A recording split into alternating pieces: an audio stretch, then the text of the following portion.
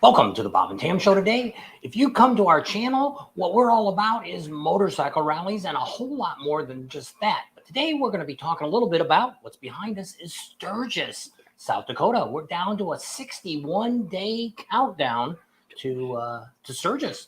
About that. Yep. And we got a bunch of videos getting ready to come out starting next week to kind of show you what's going on, give you some tips and give you some ideas of what you might want to do, might want to plan, depending on if this is your first trip or if this is your 50th trip. 58th trip. Somebody's added quite a few of those. Yeah. Bull's on there too. So pretty exciting tonight. We've been very busy working on the shop down there. We got all the second set electric all wired up and all ready to go. Came in this morning and the power was off. She's like, what did you do there? Because we just got done putting the other power lines in. I hadn't even hooked that up into the box. No, he hasn't. There's some, Jim. So got that all done. Got the truck oil changed and the filter on it today. Used to be able to get it done for about $125 at the dealership. And last two dealerships we called that, it's close to $200. And it's like, forget that. We'll just change it ourselves. So did that this morning. Without the help of Rod King. Yeah, got that all done and did some more sanding. And I'm about done sanding. We're going to be kind of wrapping that up in the next day or so. And we're going to do the painting. And whatever it is, it's a garage. So it is what it is. How you doing? So crap on a cracker. You guys are early tonight, he says. So a lot of things going on. You know, things are getting closer. Ohio Bike Week, I guess it's getting ready to wrap up today or tomorrow. It wraps up. And a lot of people say, why don't you go to Ohio Bike Week? Well, the bad thing about Ohio Bike Week is it's really a 2-weekend deal. But everything in the middle of the week, there's nobody there. So you got to pay for lodging and staying places. And a lot of the vendors even shut down during that time. So it's almost like better to come out for the weekend. But we don't normally do 3-day rallies. So don't know yet. Don't want to say no because we got Ocean City on the books. And I would have said I never would have went there probably. But we are now going there with some help of some sponsors that are sending us there. We're flying in. And also Bikes, Blues, and Barbecue we're going to be adding this year. Those are all in September. So it's a little ways down the road. But just a couple of ones that let you know that we got some people to put us up and give us a motorcycle and all kinds of neat stuff to do. So it's pretty exciting. And we'll give you more information about that as we get closer to those events. And Mary's on. So pretty exciting. Julie's on. Did you see Mindy? Julie's on. So we are sitting right here in Sturgis. You know, it's because here where we're at in Arizona, it's 105 degrees today. Can you believe that? And which I can't because like in Vegas, it's like 98 and I can't believe it's that much cooler there than it is here. Usually we're really close to the same temperatures. Charlie's getting geared up there for Laconia, I bet, which is next weekend, I guess. Yep. Yep. I think it starts. Oh, I thought it already started on June. No, because it's right after might be Ohio. The 10th. Yes. The 11th. And so a lot of people will go into that one. We're not going to be anywhere near Laconia during this one. You let us know how it went for you. Yeah. And I just figure it's going to be chaos. And, you know, it's a really nice little rally. There just isn't, it's what I call a lot of these smaller rallies are more like we call the 300-mile club. And that fits most rallies that you see in the United States. They don't really drag people from around the United States or around the country or around the world. Sturgis is the big one. Daytona brings in a few, you know, Canadians will come down and, you know, we get a few Australians and different things like that will come to Daytona.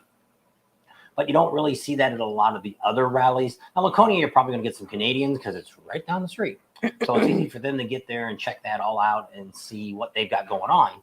But I figure that they're, you know, they make up all these numbers. And when they tell you there was 1 million people at the 75th in Sturgis, there was no 1 million people. There wasn't even 100,000 probably. Because when you got to look at all this stuff is you got to figure out where people are staying at. So I'm just saying that a typical rally like Daytona or something that we just went to last few months ago, I would have said there was about 30 or 40,000 people there. Starts the 10th, Laconia. That was probably the peak of what they had there during that time. Now you do get people that come and go, and that's hard to count, and nobody can count that. And don't let anybody tell you that they can give you an exact number. Unless they're scanning everybody's ID as they come through town, there's no way of knowing who has come through once or if they came through a dozen times or 100 times. Who knows? So I'm figuring probably Laconia this year we'll probably see, I'd say probably 60, 75,000 people, which is going to be insane because there is no place there. And if you're if you're staying anywhere out 30, like one guy I talked to said he was 30 minutes away. We talked to him in Leesburg, Myrtle Beach, I guess I talked to him. And I was telling him about how the traffic's going to be. And he's like, I think you just talked me out of canceling where we're staying at. And I'm just telling you, if I was there, I wanted to be right down someplace downtown to where you could walk to everything, because it's just, traffic there is going to just be insane. It's already insane to start with. Too many cars. Worse. Too many cars are involved. Too many nosy people trying to see what the bikers are doing and all that. And traffic, like that one Saturday, it was 45 minutes just to get down the hill, from the top of the hill to get down to the bottom of the hill. And that's just insane. So you can figure this trip here, I'm looking at your average ride's probably going to be 2 to 3 hours if you're anywhere around town trying to get in and out. If you're going to have any work done, I was talking to Speeds. I said, you need to tell people they need to start out at 7 o'clock and drop their bikes off, because after about 9 o'clock in the morning, you're never going to get it there on time. Yeah, you're not going to get around there at all. So he's trying to spiff up his look. What? You want to know why you got a collared shirt on?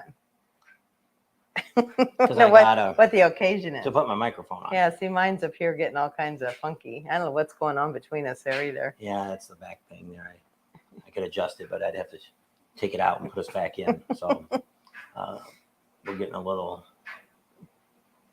I don't know. We don't have green on, so I don't understand. Well, it's just not a clear picture. It could be there's not enough light back there for it to pick up the screen. So I don't know. Dawn's on. There she is. She's not hiding. There you go. Tomcat says Bob is sporting the Gucci collared shirt. No, it's a Harley shirt. A Harley shirt. It's got HD over here on the side. Yeah, I don't have any Gucci shirts.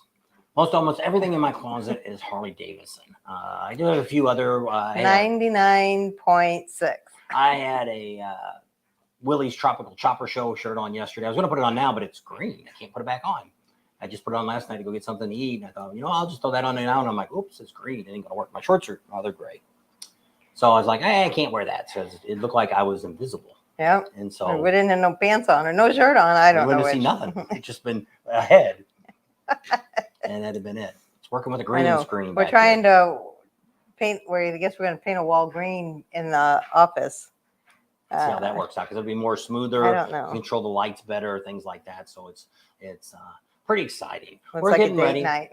We're getting ready for Sturgis already. So she's got the trailer all cleaned up. She's starting to put some things in there yesterday. The brakes are supposed to be, we're replacing our door lock. We had a problem with that, and we'll talk about that. And actually they warranted it for us. So they sent us a new one. It's supposed to be here tomorrow. So probably Tuesday morning, because it was going to be 100 and something tomorrow too. So we've been getting up about 5:30 and being in the garage about 6. And about 9:30, we kind of quit for the day because it's already about up in the 90s. Today we went to Home Depot, picked up some paint, my primer paint to paint all of the drywall. And what else did we pick up? I guess that's all. We went to In-N-Out and ate. And the bad thing about getting up so early is we get really hungry by 10:30 in the morning. We're like, starving. Let's go eat. And then she goes, no, In-N-Out don't open until 11. And then we found out it opened at 10:30, so we could have got there earlier. So he made it be like, well, we got there at 10:45, so we weren't that much longer. It was already packed. It was. By the time we left, there was already line out the door trying to get in. Oh, there was. Yeah, there was, because then you hear the lady say, line out the door, line out the door. Oh, when we left? Yeah. Oh, well, maybe after we left. I wasn't as we paying were attention. leaving. No, I thought you meant when we got there. Oh, no. About halfway full. We were number 27 for the day, so we were the 27th order customer. But that's only if they're using one register. If they don't, then the other register has a different number on it. So, all right. Tomcat says, seems like Sturgis is amping up more this year than last year. Your thoughts? Yeah. Well, one of the things I want to talk about already is, one, Pappy Hoyle is already open. They opened June 1st. Also, the Iron Horse now, they're completely open.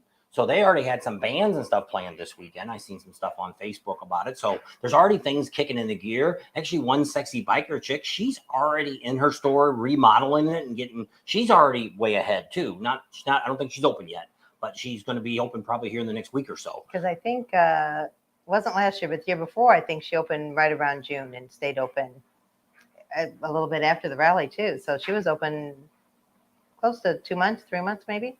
So one of the things you have to think about is this is an off year. So this is the 83rd, right? Yep, 83rd. So we've still got 2 more years to get the 85th. Always an anniversary is always usually a bigger crowd.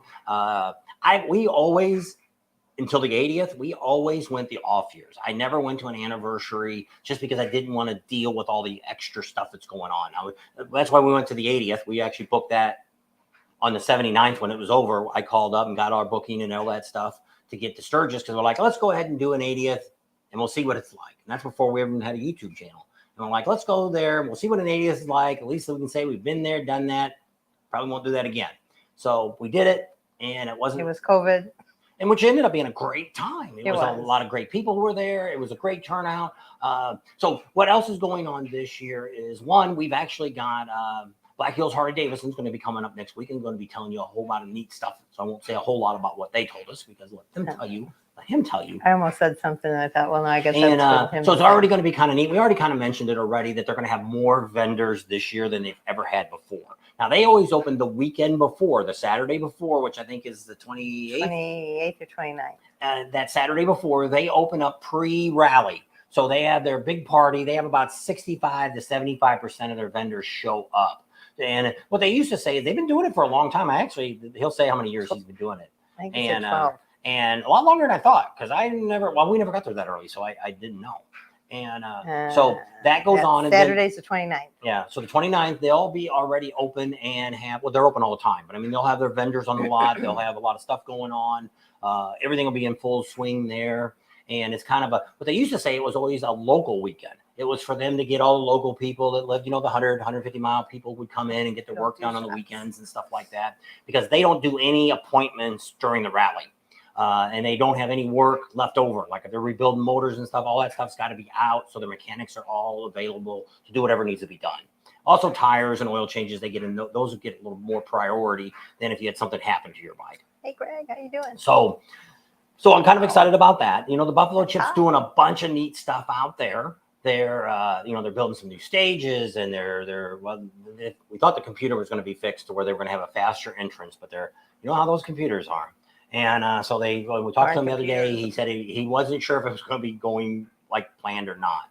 But they've got a lot of events, and what we're going to be doing there is you'll have to get up every morning and check out our videos from the Buffalo Chip. Once the Buffalo Chip starts on Friday, we're going to be there and show you every day what's going on. You can't believe, which I still don't know. Just like Camp Zero just put out all the stuff they have. They have mini bike races and they have all this different stuff going on over there at Camp Zero. So it's almost, we've actually got 3 more photographer video people coming in the first weekend to help us film a lot of the stuff that's going on, because there's going to be so much stuff we can't get it all. Now, a lot of this you're not going to see till after the rally's over. We're only going to be showing you things that are going on. That morning, we'll do like a 9 o'clock Sturgis time saying, hey, here's the events going on at the Buffalo Chip today. Here's what's free. Here's what, if you already got a pass, here's what you get to see. Here's the band's going to start. And then sometime we'll probably be doing lives off and on all day long, just depending on what the event is.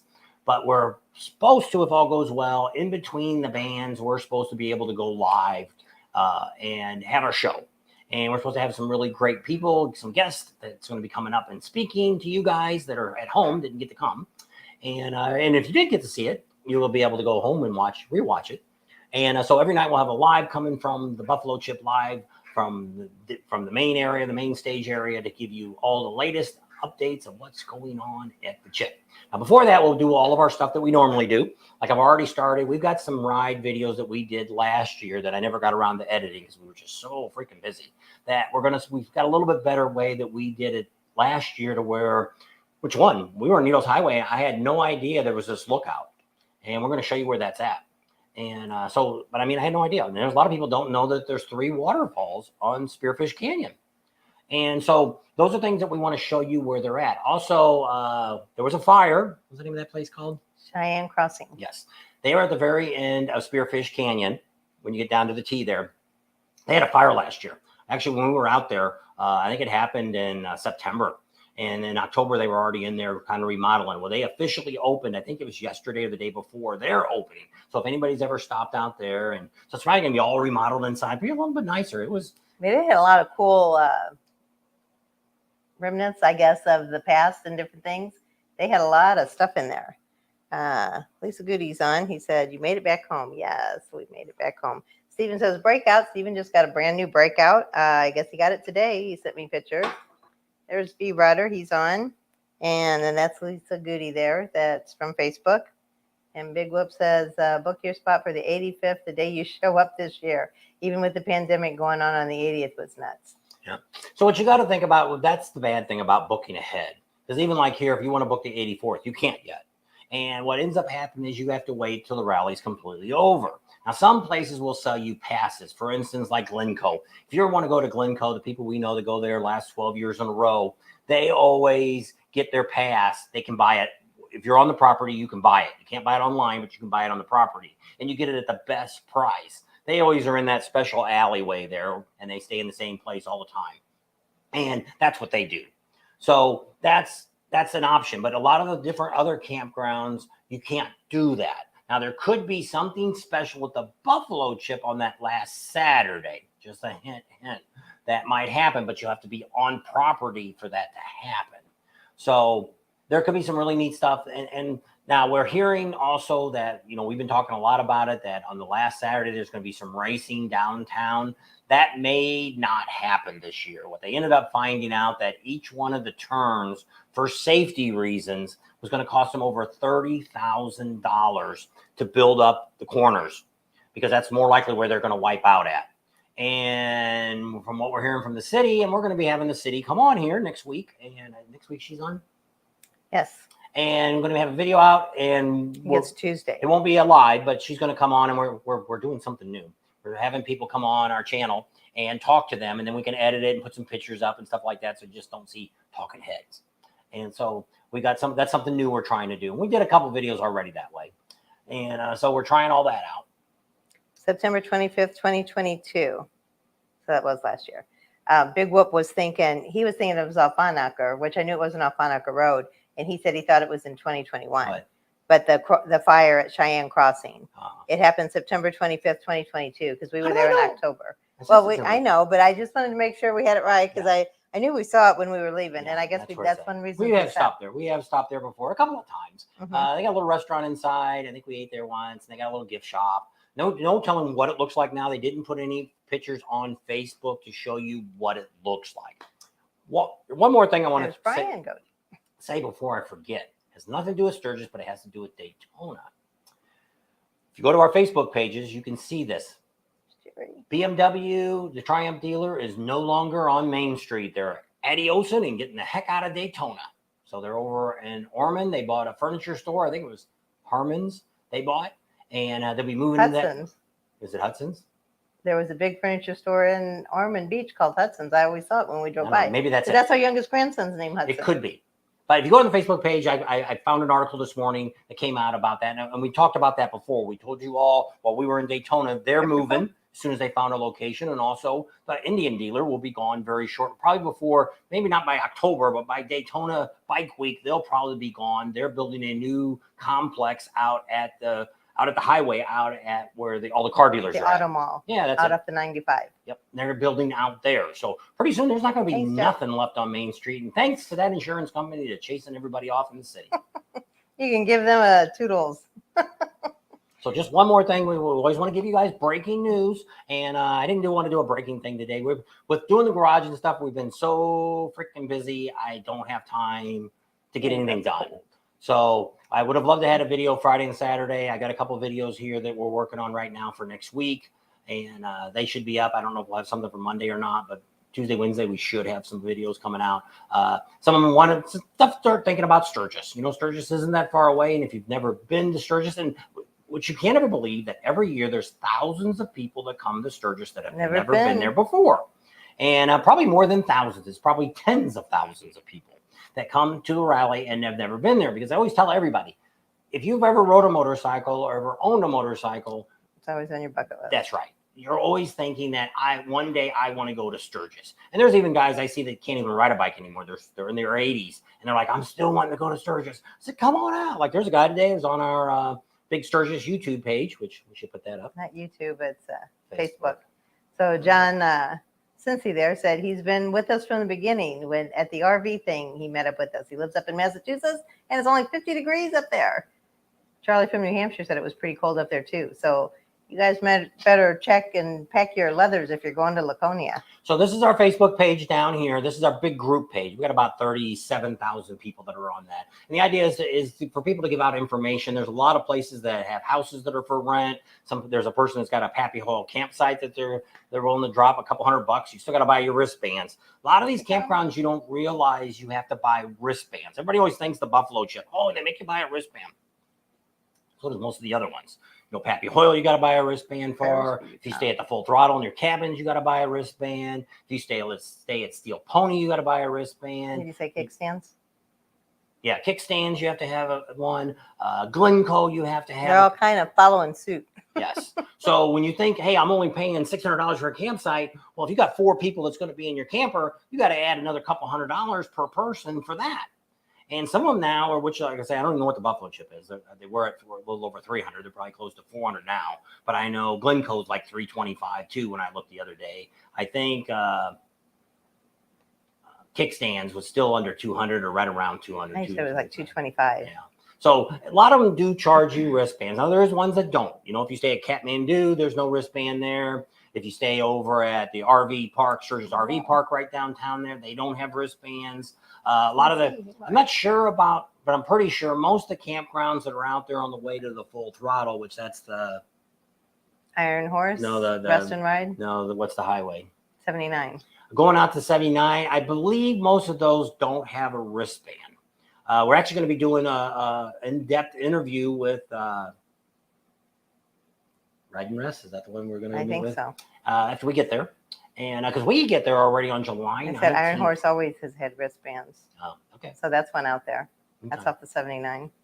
So that's what I said. I don't know. Does that come with just your camping pass, or do you got to pay for camping and then pay for a Well, wristband? normally what you end Because up it kicks at Kathmandu, you do get a wristband once you pay for your camping, but you don't have to pay an additional charge for it's the just so wristband. they can get in and So out. they know that you belong there, that you paid to camp there. Like if you're going to ride the bus, they got a bus that takes you downtown. It's free, and so they know you're involved with that. You just have to show your wristband when you come through the gate, but there's no fees for that. Long time. So there might be a lot of the campgrounds might have wristbands, so they know who you are. They know you belong in the campground. So that I'm talking about ones that cost you to have. Comes Now, with it. see, the Iron Horse Yeah, that's what she said, campground used to be it used to be out where Pappy Hoyle's was at. No, it was Broken No. Spoke. Because that's the same people that own. That's Steel Pony. No, Steel Pony. That was never called Steel Pony out there where Pappy Hoyle's was at. I know. It was called Broken That's what I Spoke. just said. I know. But I said that's the one. I said when Broken Spokes had it, they might have had a wristband you had to pay back then. Because the same people that now own Broken Spoke, which owns the Iron Horse Saloon, own Steel Pony. All the same people. And that's how they ended up with that. They traded Michael Ballard, which I think was a bad decision for Michael Ballard. But here's where he is. I think it's the worst thing he could have ever done is move 7 miles out. They wanted the big campground, and it's Hey, Mike. it's nice, but it's still people think that it's not that far to go. Indians been kicking butt in It's the a long racing. ride out. Yep. So a lot of things going on. So actually, to get out to Sturgis now, old Michael Ballard's been out there just about almost a month now. He's been doing a lot How of stuff. about that? Well, that's what we're thinking. All these people are getting out there way early this year. Normally, it's 2 weeks before rally, and they're busting their butt. So we might see a lot of big improvements. Yeah, the only person we usually see at the Full Throttle before it opens is Jesse from Jackal. He takes care of the campground. He's usually over there putting in new sides. He's running around. He's busting his butt out there trying to get everything fixed up for the campground.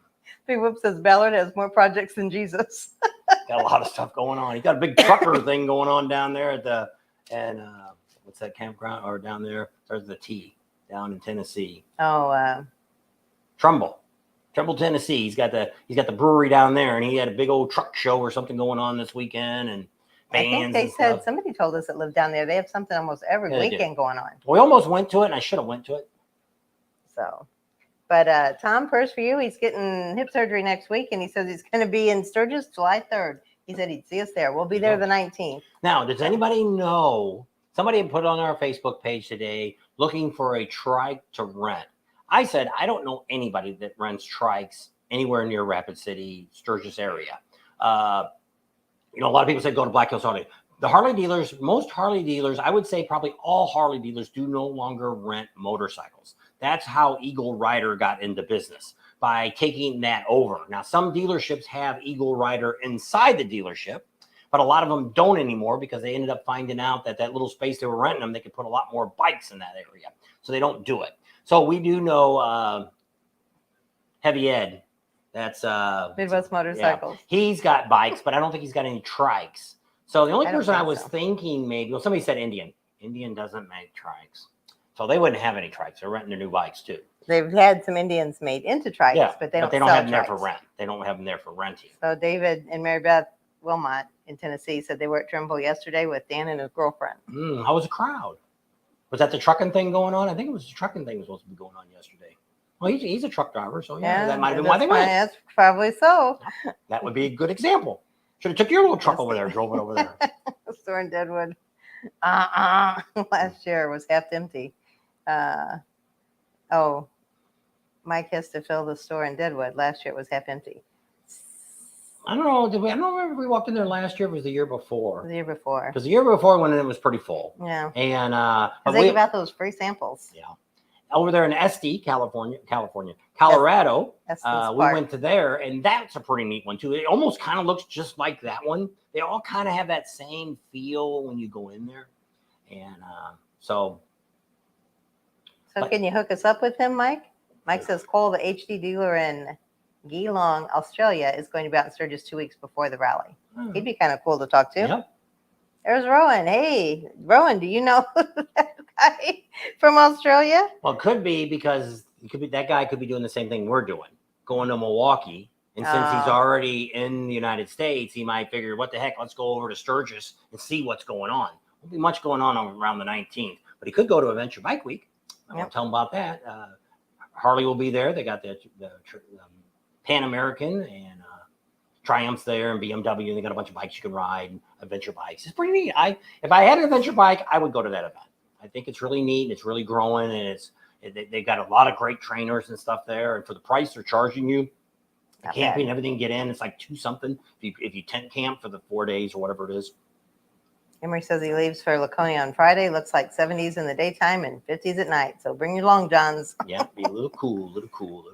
I would never buy a trike. I would go with a slingshot or a Can-Am Spider. I don't know. My idea is, because people always ask that, what will you do if you quit riding? Well, we do have in the garage, the house, we have a 2002 Mustang convertible. I bought her many moons ago, back in 2002. And to me, riding a Spider or a Can-Am is just like riding that thing. I'd rather be in a car with a convertible top down and be more comfortable. A trike, I think she never rode a trike before. She never rode a motorcycle before she rode a trike. So she didn't know, but she rode a trike before she ever rode a motorcycle. And she didn't like it then either. So I don't know. If you're on the highway, I think a trike's a great thing. But if you're going to be in some turns and stuff, it's almost like you got to fight that stupid thing to get it to turn. Yes.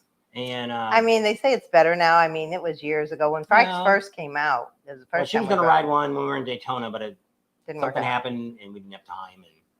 So David said it was the truck thing was over by the time they got there. They just stopped for the free samples and beer. So there you go. There's Raymoto's life. He's in the house there. There's Scott. I don't know how he saw Scott before me. Who? Neil. He was talking to Scott before, and now that's the first time I saw him. So I don't know how he said. Long John's at 50. Don't ever come visit me. Well, if you're riding on a motorcycle, 50 degrees could be kind of cool. Yeah. Well, let me tell you, it's been getting close to hundreds, and I'm enjoying it. So there you go. I like the hot weather. He'll go into the store, and I'll sit in the truck. And he's like, "You sure you want to sit in the truck? Nice and warm." The windows down. Yeah. Not I like a dog. Oh, where am I at? So CC's on. There he is. How about adding a sidecar? I don't know. I would do it for a dog. We had a friend that many years ago, probably 40 years ago, he had a Honda with a sidecar on it. He put it on it. And it was kind of weird riding that too. I only rode it once. He may have not had it hooked up right because it wore the tire out really quick. And so the bike was kind of leaning towards it, I guess. But I only rode it once. I don't think he rode it. And I don't know, maybe his kids rode it and I drove it. just to see what it was like. Was that Dr. Dave? Yeah. All right. So I didn't remember that one. he had a sidecar for his Harley. I mean, his Honda. Interstate. Yeah. So it said that Cole from Geelong, Australia, did an interesting interview recently. He was just an HD customer. The owner died in a driving accident in the U.S. Cole married his widow, and now they run the dealership together. So it's really the wife's dealership. Kind of like Mama Rossmeyer. Yeah. So what does David have to say? We have a Corvette, a convertible, plus getting a Spider. Yes, David's getting a Spider, so he's all excited about that. It looks pretty cool. Did you get it yet? He was going to see about trading that guy for your motorcycle. He was going to, that way you could have have that older Harley at home in case there he you wants to be on the go. Harley. It'd be a good way to do it. Not for me. He says not the hot weather for Neil. They're talking to each other on a cracker. Sandy was looking at Harleys yesterday. They had a 388 trike.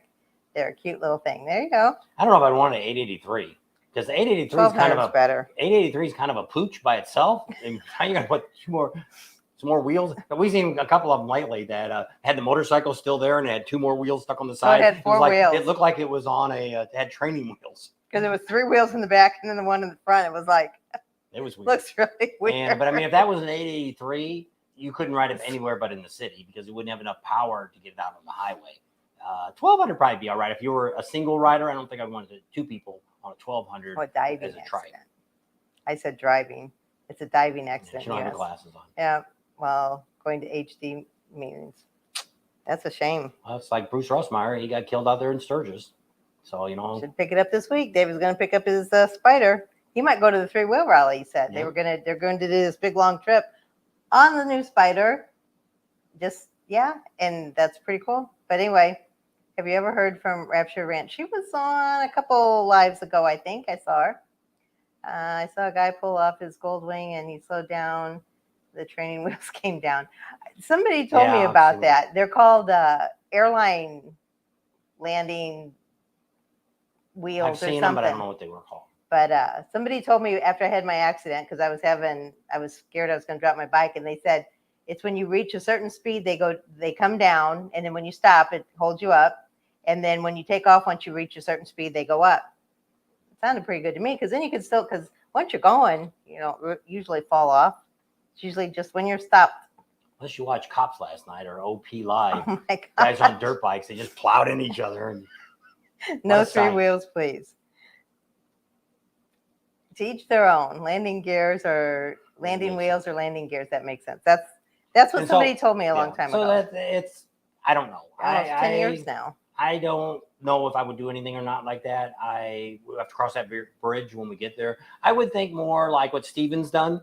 He was just talking about getting the new Breakout, that maybe I would get a smaller bike to ride. Something a little lighter that you can handle easier. Would be a little easier to ride, maybe like a 1200 Sportster or something like that. Something that, doesn't have a lot of weight, be easier to move around. I mean, considering right now, maybe picking up a used 1200 Sportster to take the rallies.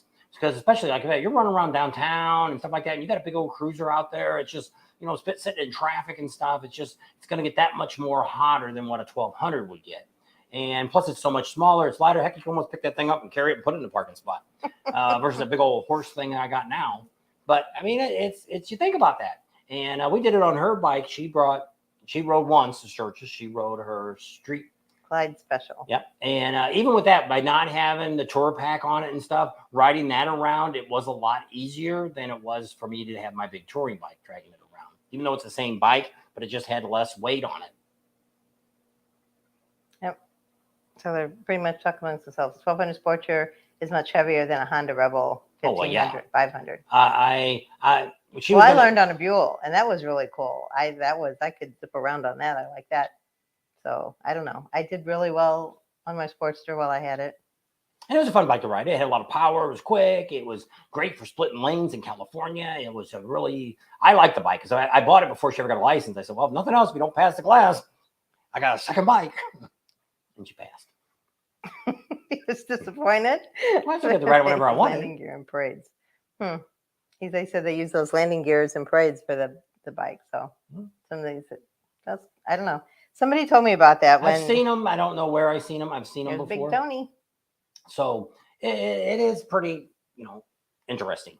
I don't know how many. Is there anybody on here other than Neil? I know Neil's going to Milwaukee. Is there anybody else going to Milwaukee for the 120th anniversary? There's a lot of things. People are complaining, they're wanting to boycott Harley-Davidson and all this kind of stuff. And because they're going woke or whatever, And there was actually a guy the other day, actually, he's one of our friends.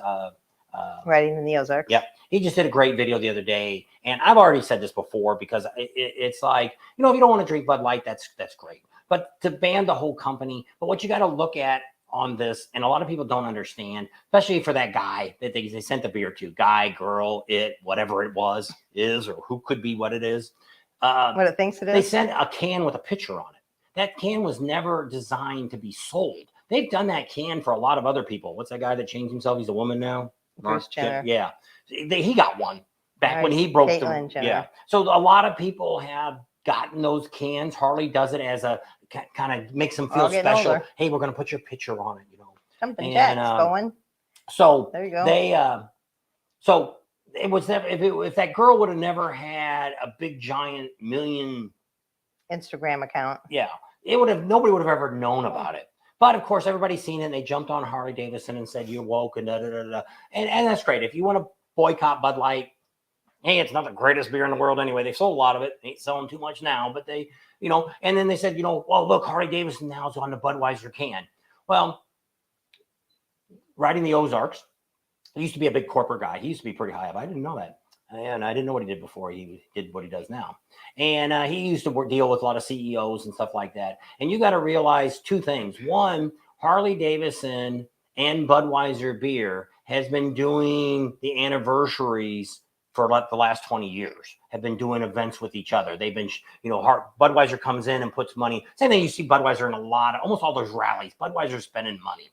And just like at all the sporting events. So this logo, when they decided to do this was probably, I'll bet money, 6 months to a year ago is when Harley-Davidson and Budweiser sat down, Anheuser-Busch sat down and talked about putting that logo on the can. Way before any of this crazy stuff that's been going on. It's like, May and June here is just crazy time. And so it is what it is. But I mean, that people are going after Harley-Davidson for it, and do what you want. They're going after everybody. But anyway, Jumpin' Jack said he's going to be in Milwaukee on Saturday. Okay. We get there on Wednesday night, and we'll be there gone on Sunday morning. So Mike said he's planning on joining the Adam Sandoval convoy in Ohio and then ride to 2 Ohio dealers, 3 Michigan dealers in early July. There you go.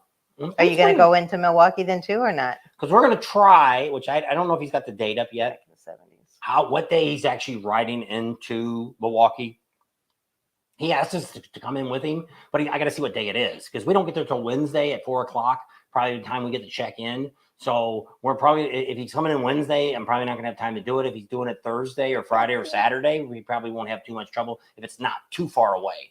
The last time we met up with him in Panama City there, that was only like a 50-mile ride. So it's no big deal to spend that time. But we don't have a lot of time for this anniversary. I have no idea of doing this again. Actually, we had a 30-pack of Bud Light today at Walmart. When I walked by, was $15.99 for a 30-pack at Walmart. Mike said he just bought a 24-pack for $18.49 plus tax and deposit. It took him 45 minutes to apply for the $15 rebate. I have no Cash App, so I had to spend a half an hour to apply for a plastic debit card that cost $3. There's 6 she's on.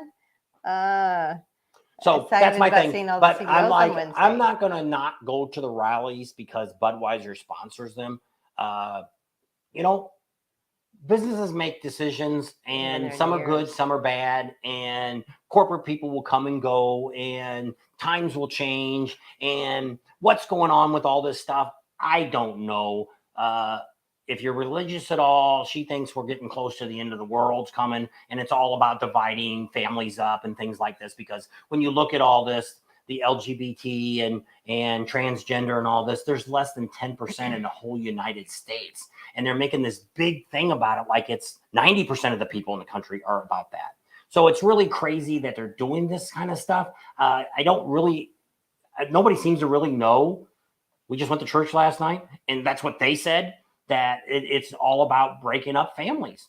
And because now all these little kids that are, 5, 6, 7 years old, they're changing sex all of a sudden now.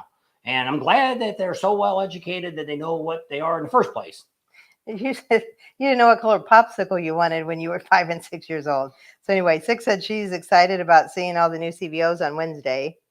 I guess they're coming out with some new CVOs. Karen said, "Oh my gosh, all of a sudden I can't see." Oh, and I couldn't find my pink glasses, so I got to wear my black ones. The Flaunt Girls going to be at the Full Throttle. They haven't been at Full Throttle in years. They were at a different campground for a minute, but I don't think they're around anymore. Well, the only thing that I'm kind of dissatisfied with, or not disappointed, I guess is the word, is what's the campground past Full Throttle? Shade Valley. Oh, Shade Valley. Shade Valley has nothing planned. You go to their website and it says all bands will be announced soon. They were talking last year. What's the country guy that had cancer? Toby Keith. Yeah. They said if he came back out, he would be the headliner. And I think he's actually doing better now. And I don't know if he's out singing or not, but I'm just kind of shocked that they haven't made any announcements. They also bought, what's the bar? Side Hacks. They bought Side Hacks downtown Sturgis. That was the last bar that allowed cuts and colors. I'm assuming now with the new owner, that ain't going to happen. So there's not any more bars I haven't seen them that are allowing cuts or colors anymore in Sturgis that I know of.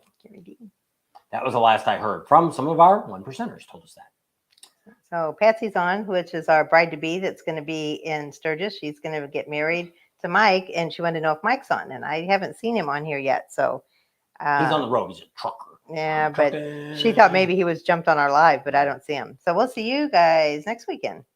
So Neil said hi to him. Now I'm waiting on my debit card with $12 on it. That's what Mike said. Emery says, I personally don't drink Bud Light, but have no problem with ordering them at the rallies for Keith and Jason.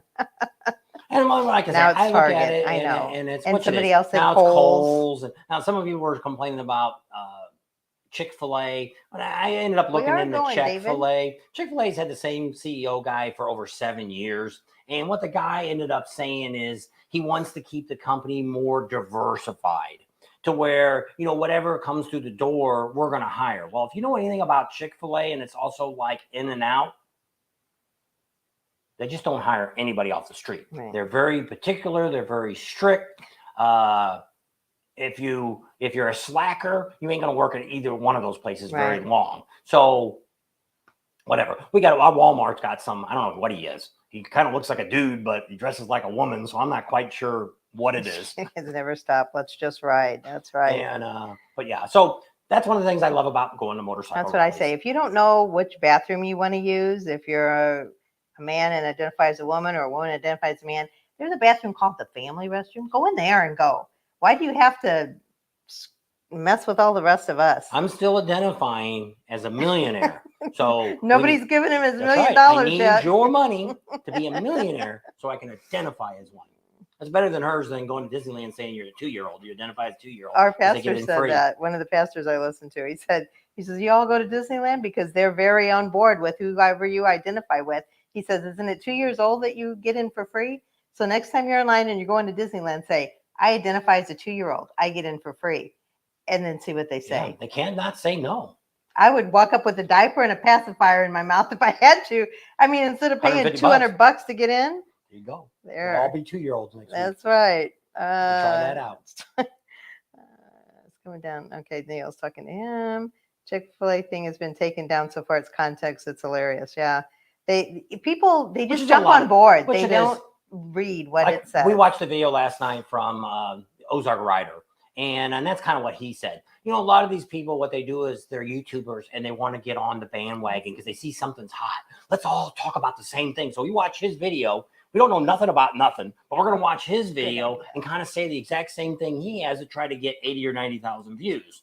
And that's what he says. Those are the people you should call out. If you see somebody that's doing exactly, now we're all, which is I said, somebody last year or 2 years ago tried to say, his wife got into having a YouTube channel, and I kind of commented something on one of their channel, and they're like, oh, you're the one that copies everybody's stuff. And I'm like, first of all, dude, you have no idea who we are. And second of all, everybody copies everybody's stuff because there's We're already all talking about the same thing. right. If we're talking about Sturgis, no matter all the Sturgis rides I have, there might be one or two that you don't know about. And nobody may have not covered it. But other than that, there's nobody else. Everybody else is covering that. You know, there's probably a million Iron Mountain rides, but it's a different viewpoint. It's a different time of year. You're looking at it. You're listening to somebody else talk about it. But I don't watch somebody else's, like if they're reviewing the Buffalo Chip, I don't see anybody, you know, I don't go and watch watch somebody else's channel and then decide how we're going to do our video. I have a tendency of what I do is I go back and watch our videos from last year and the year before and see what we talked about to decide, hey, okay, that was something good. We need to talk about that again this year. And hey, let's talk about this now instead too. We'll add this to it because it's more people as we do this. I get more feedback from you guys about what you like, what you don't like, what you want to do, things you want to do. And so, you know, we try to add that to it because we want to give people the most up-to-date information and what most people like to do. And we try to give you tips and all that stuff. And it works pretty good for us. I don't really, it's like I always tell people, there's nobody can really copy us because there's nobody that's going to give up their whole rally time and go and spending all that money, go to a rally and find out you're going to work your butt off the whole time you're there. But a lot of videos come out during the rally and that's great. There's a lot of content. A lot of people, I think that there's millions of dollars to be made in YouTube. It ain't going to happen. You could make some good money. Some people get lucky. I don't know what the monkey guy does, how much money he's making, but he's probably with his sales and stuff he's doing, he's probably doing fairly well. For a guy who has another job, he doesn't really need, you know, Second income. Yeah, he's not relying on this to pay for, but he says he can't afford to go to a bunch of rallies because it costs too much for him. So he's added that one rally he has up in North Carolina or something. George says he's looking forward to the ride videos, routes, and information. We did that where we kind of did the map too, didn't we? Mm-hmm. Do we still all have that on video? Mm-hmm. We got our hard drive back. Did we tell you that? So far, it looks like everything's on there. Was there something you said you were looking for the other day? I was still looking for, which I think I might have found it on this drive, that it was my finished videos. Because it's easier for me to take a finished video and throw it back down here and cut it up. And so the peaceful people are going to go through the 2020 riots and help them. I know. That's all. That's what makes our channel so valuable. Thank you, Rowan. And we hope to meet you in a couple of years when you come to Sturgis. That would be awesome because we got to meet Monica. She's from Australia. She brought me he's all ready to go. He's sitting on our bed, got the bed all made and cleaned up. And I've washed the sheets while we're out on the road, but I don't really wash the comforter and the shams and all that. So I got all that washed. It's all nice and clean. And the little koala guy is sitting on there ready to go. So Tony says, congratulations. No data loss. Yes. Thank goodness. Yep. So there could be something missing, but I haven't figured it out yet. They said they should change it. Budweiser Queen beers. But I see, which is funny now. Like I said, we haven't been to a rally since Myrtle Beach, so we've had a few weeks here that we're in between rallies. But looking at people, I see less Bud Light. But I mean, I really didn't pay attention before what people drank, and I do now just because people kind of look at it. And I didn't really look at the other rallies. We were too busy. Myrtle Beach wasn't quite so hectic as what I thought it would be. So we had a little more time to kind of sit back and look. And I seen a few Bud Light cans. I seen 4 or 5 people carrying around Bud Light can. I seen a lot of Michelob Ultra. Which that was A&B makes. Yep, that's probably the most popular beer I seen in Myrtle Beach. Now, we didn't talk to any of the bars or anything like that and see who's selling what and who's buying what. But I mean, you know, probably can say more like water these days. I don't know. And we were never big beer drinkers, but I don't know. We always used to drink when we were in high school Busch beer. And a lot of people didn't know what Busch was. I think it's way more popular now. We had actually went out to California one time and there was this big, I don't know if it's a fancy restaurant, but it was in Universal Studios. And they said, if we don't have a beer you asked for, you get your dinner for free or you get a free drink. I don't know what it was. So we asked for Busch beer and they said, oh, no, really. There's no such thing. There's no such thing as Busch beer. And I said, yeah, there is. And they're like, no. And I said, yes, Anheuser-Busch. Anheuser-Busch makes it. And we've been drinking it for years. So they must have went and looked it up or whatever they did. They came back and they said, you're right. And we don't have it. It was more of a Midwest thing. Yeah. It wasn't some. It wasn't very A popular. lot of times they do that with different things. Like when we went up to Canada, I actually drank that beer. Is it Blue Moon? Yeah, the first Never time. even heard of it. Now you can pretty much buy it anywhere. But when I went up there, I said I want something kind of a light beer, and they said, "Hey, we got Blue Moon. Try that." And I was like, place. Bourbon. I don't know. I like my rum. There's a Bacardi rum. It's a dark rum and it starts with an S. I never can think of the name. It's Sonora or something like that. But it's real smooth. I remember we went out to a movie. We went once in the blue moon. We go to a movie and we were down in Michael. And I remember in a flask taking it and because we got the soda and we poured it in there. It was pretty good. So that's my story. Bobcat and Coke. A lot of neat things. So we'll already be in Sturgis. So like a funds. We leave here. We're looking at maybe the last day of June. We're heading to St. Louis. We're actually not from St. Louis. We're from the other side of the river, but we've lived on both sides. And so we're going back to visit some family and friends. And from there, we're going to go straight up the highway, which is another boring highway up to 55. Up to Milwaukee. And from St. Louis to Chicago is 250 miles of nothing. Well, it used to be cornfields, and then it turned into soybean fields, and I don't know what kind of fields there are now. Buy your own pot. I don't know. But somebody else said that's why they're taking the ferry, so they don't have to go through Chicago. A lot of people don't. We did that last year, the year before. People were asking us to ask anybody that you see that come from the east if they drove through Chicago. We only found one person that said that we drove through Chicago. We've seen a couple people said they drove 300 miles out of their way to avoid Chicago. Now, we drove through it with a trailer, and I don't know what time of day it was. But I mean, we didn't see anything. We didn't go by anybody. The traffic was good. We never stopped. Didn't have any issues. So, I don't know. I know. Stella. Is Jingling A and B? I know Stella is because our one son-in-law drinks that. Yeah. They're all talking to each other. So we get to Sturgis. So we leave there. We get up there. It's like the 14th, 15th is when they've got Milwaukee. 120th is going on. So we get there on Wednesday. Leave on Sunday. 16th. Pretty much from there, we're only going to be doing some lives. Probably do a live every evening if we got good internet and tell you kind of what we're doing, things like that. But the highlights of the videos and tell you all the great things to see and do will not come after we get to Sturgis. Because it's just, we're not going to have any time to edit because there's like 4 or 5 Harley-Davidson dealers. So, and we're slowly getting some information about what to see, what to do. We're trying to get inside a back tour of the museum.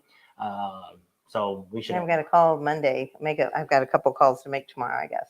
So we'll see if that's going to happen. And then we're trying to get a hold of the owner of Wisconsin Harley-Davidson. That seems to be the main place where almost all of the vendors that we know are going to be. But we're hearing a lot of the streets are shut down. Down by the museum, it's all shut down. So there's a lot of stuff that's going to be going on. So we want to try to get all that together. Because when I go looking on YouTube for videos, there really isn't much of nothing. Everybody's got a museum video, but I don't see anything about the rally or the event.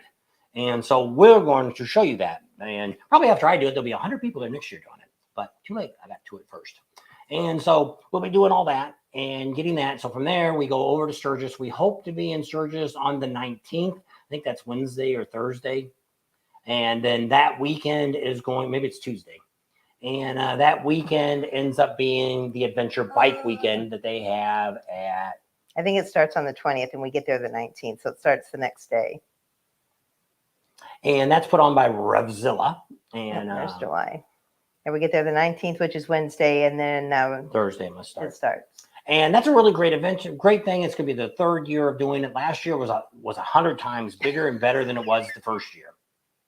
So he said so much tequila the other night he woke up speaking Spanish. There you go. No comprende. And so it is. It's so that's where we start there. As soon as that weekend's over, we'll start doing our videos on Sturgis. We'll start making our contacts. We'll go out to the dealership, kind of show you what's going on out there. And we'll build everything up until Sturgis starts. So as you're looking at, hey, I'm coming out, and we're going to show you all the great things to be looking for, what's happening, who's there, who's not there, and we'll see how it all goes. Most of our regular vendors, we think, are all there. I'm assuming Indian will have their big thing there. We actually haven't got to talk to her yet. We keep missing her. And so I believe who? Indian will be there. Oh. Harley-Davidson's going to have their corporate thing set up there too. So it should be a normal year of things going on. But like I say, No the race, idea. we don't know about that race on the last Saturday. I don't think that's going to happen. We don't know about the flat track. I told you guys about the flat track that's going to be built out at the Buffalo Chip.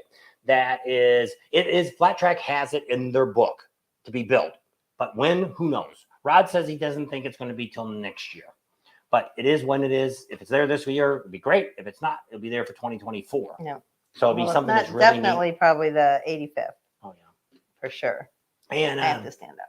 So a lot of things are materializing out there in Sturgis. And if you've been watching, I put a couple of things on our Facebook page with Michael Ballard. He's doing a lot of stuff out there. If you've been at his Full Throttle, if you walk out the back, you're under a cover. After you walk past, there's some more concrete out there. He's got some more artwork out there. He's covering all that up too now. He's going to have a whole big area now that's going to be completely covered up. So that'd be kind of neat if it rains or, keeps the sun off of you, things like that. I don't think he's got the church built. He's supposed to build a church out there and have weddings. I don't think he's got that done. He doesn't have anything done to the bridges yet because he showed a picture the other day, the bridge was behind him. He was showing Butte Mountain, but you could see that the bridge was there. He's supposed to connect all three together to where you could walk around. Make a U-shape around the stage. And I don't think that's happened. He's pouring a lot of concrete. They're doing last night, he's got one of them old, what's those things we used to have in school that you lay the fish thing on and it shot up on the thing? It's a micro projector. Yeah, they called it something micro. I don't know. But he's got one of those. He's been using that thing for 23 years. He's had the Full Throttle. And what he does is they take at night, they hook this thing up and they put the design that they want, like it's a Harley emblem or whatever they're doing. And they shoot it on the building and then they go out there and they draw around that logo or whatever they're putting on the building. And then tomorrow they come out when there's light and the guy starts painting it. And he's got the same guy that's been painting for him for the 23 years. Forget what his name is. But it was funny because he had this video last night. I think he was doing it. It was in the dark. You couldn't see anything. People are writing on there, hello, we can't see anything. Well, let me try. He should have turned his car lights on is what he should have done and shined it on the building and he could have seen it. The only thing you could see was the projector because the light was coming up from the projector. So you could see the projector there, but you couldn't see him. But then when he walked away, you really couldn't. He'd be talking, but I'm assuming he was holding the phone. Transparencies or trans? Yeah.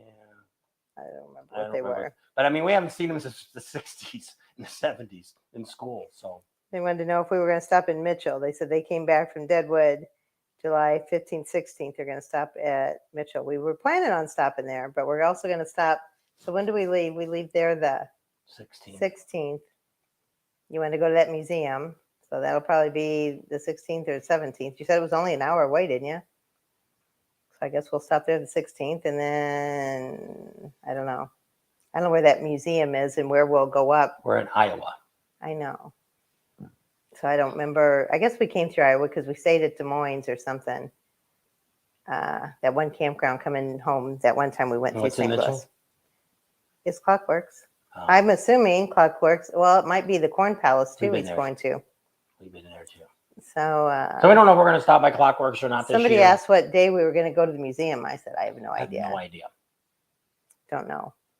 We can let you know if you watch our Facebook page. We'll let you know.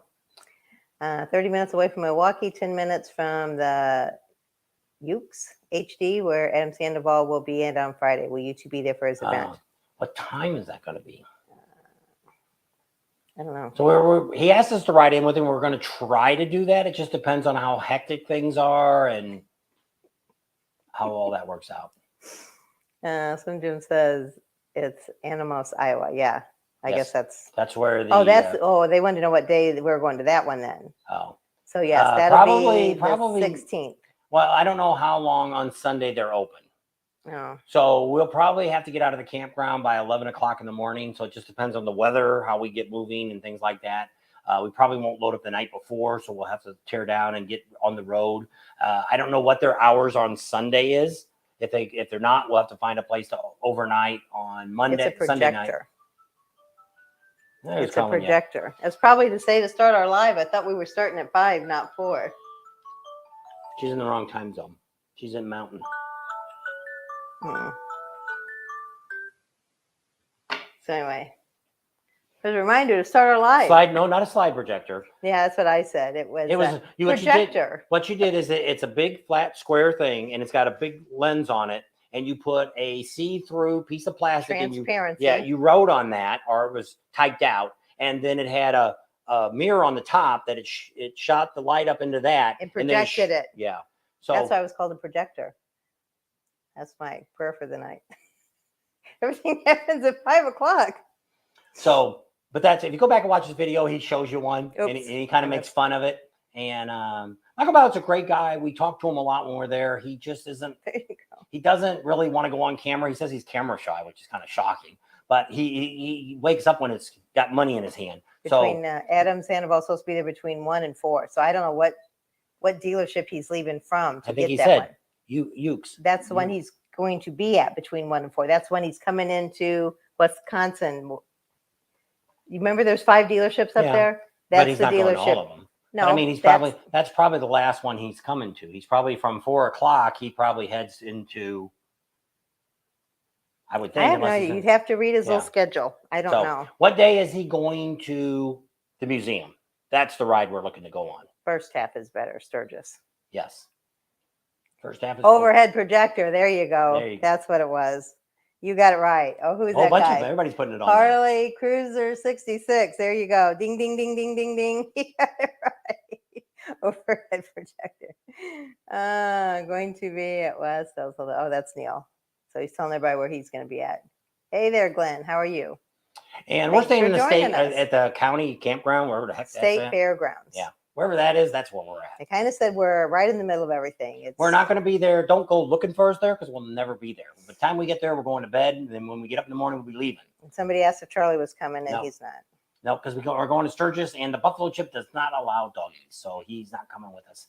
And they were supposed to bring him back over here, but they didn't. So we're going to go see him in 2 weeks. We're going over there for doctor appointments. We got to watch the kids and all this stuff. And from there, we will see him again, and then we'll leave him again. And then we come back in August. Be praying for him. And in August, we come back after Sturgis, and we'll be home for a while until Ocean City starts. And we're flying to that one, so we don't got to drive. And then we'll do Bikes and Barbecue, and we're flying to that one. So we're trying that flying thing that I always wanted to do. We'll see how that all works out. That's cool. They said, FYI, the Combat Veterans Motorcycle Association is on their way to Colorado Springs from all over the country for their national meeting. Yep, that's kind of nice. Yeah. Where's their national meeting going to be at? It says in Colorado, Colorado Springs. I'm surprised we haven't seen anybody go through here. Yeah. Because I guess they would, I guess you wouldn't have to go through Vegas to get to Colorado Springs. Chris is busier. He's going to be at the Yikes. I don't know how you say that. Harley-Davidson 1 to 4, then riding to Harley Museum from there, and that's his last stop for his charity ride before the. It's kind of weird he's going that late at night at 4, unless there's going to be like a big party for him and stuff, and they're going to stay there late at night. I don't know.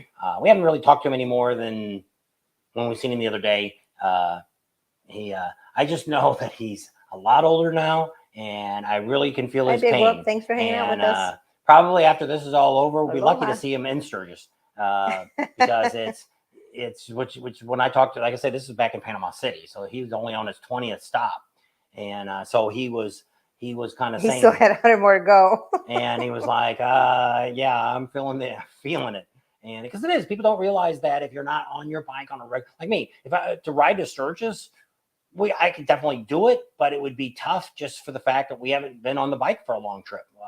We're on it. Well, she could never make it that far, but I could probably do it. But it'd be probably a few more extra stops. And now, what's the Barber Museum? Is that the one in Milwaukee? That's the one I was thinking the other guy was talking about, but it was the J&P Cycle one. So the Barber Museum, where is that? Is that in Milwaukee? 6? I don't know.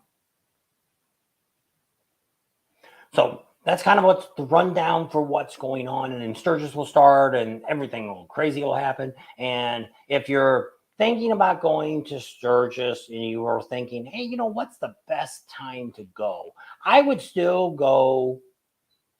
I'd probably kick up my day. We used to always go the Thursday before the rally to the Thursday of the rally, before and after, and before and during. And that was always really good for us because you got a really good taste of the rally. You had a couple of good days. You could do some riding. It wasn't quite so crowded. I would probably now do it if I had a week. I'd either leave it, come in on Tuesday or Wednesday the week before, and leave out on Tuesday or Wednesday of the rally, because it's just getting to be a lot. There's a lot going on. And depending on what you want to do, if you're coming there to get a bunch of stuff done to your bike, then yes, you definitely want to get there as early as possible. The earlier you get there, the better off you're going to be, because you can get your parts, you can get all your stuff done, and you ain't got to spend all freaking day there waiting for them to get to your bike.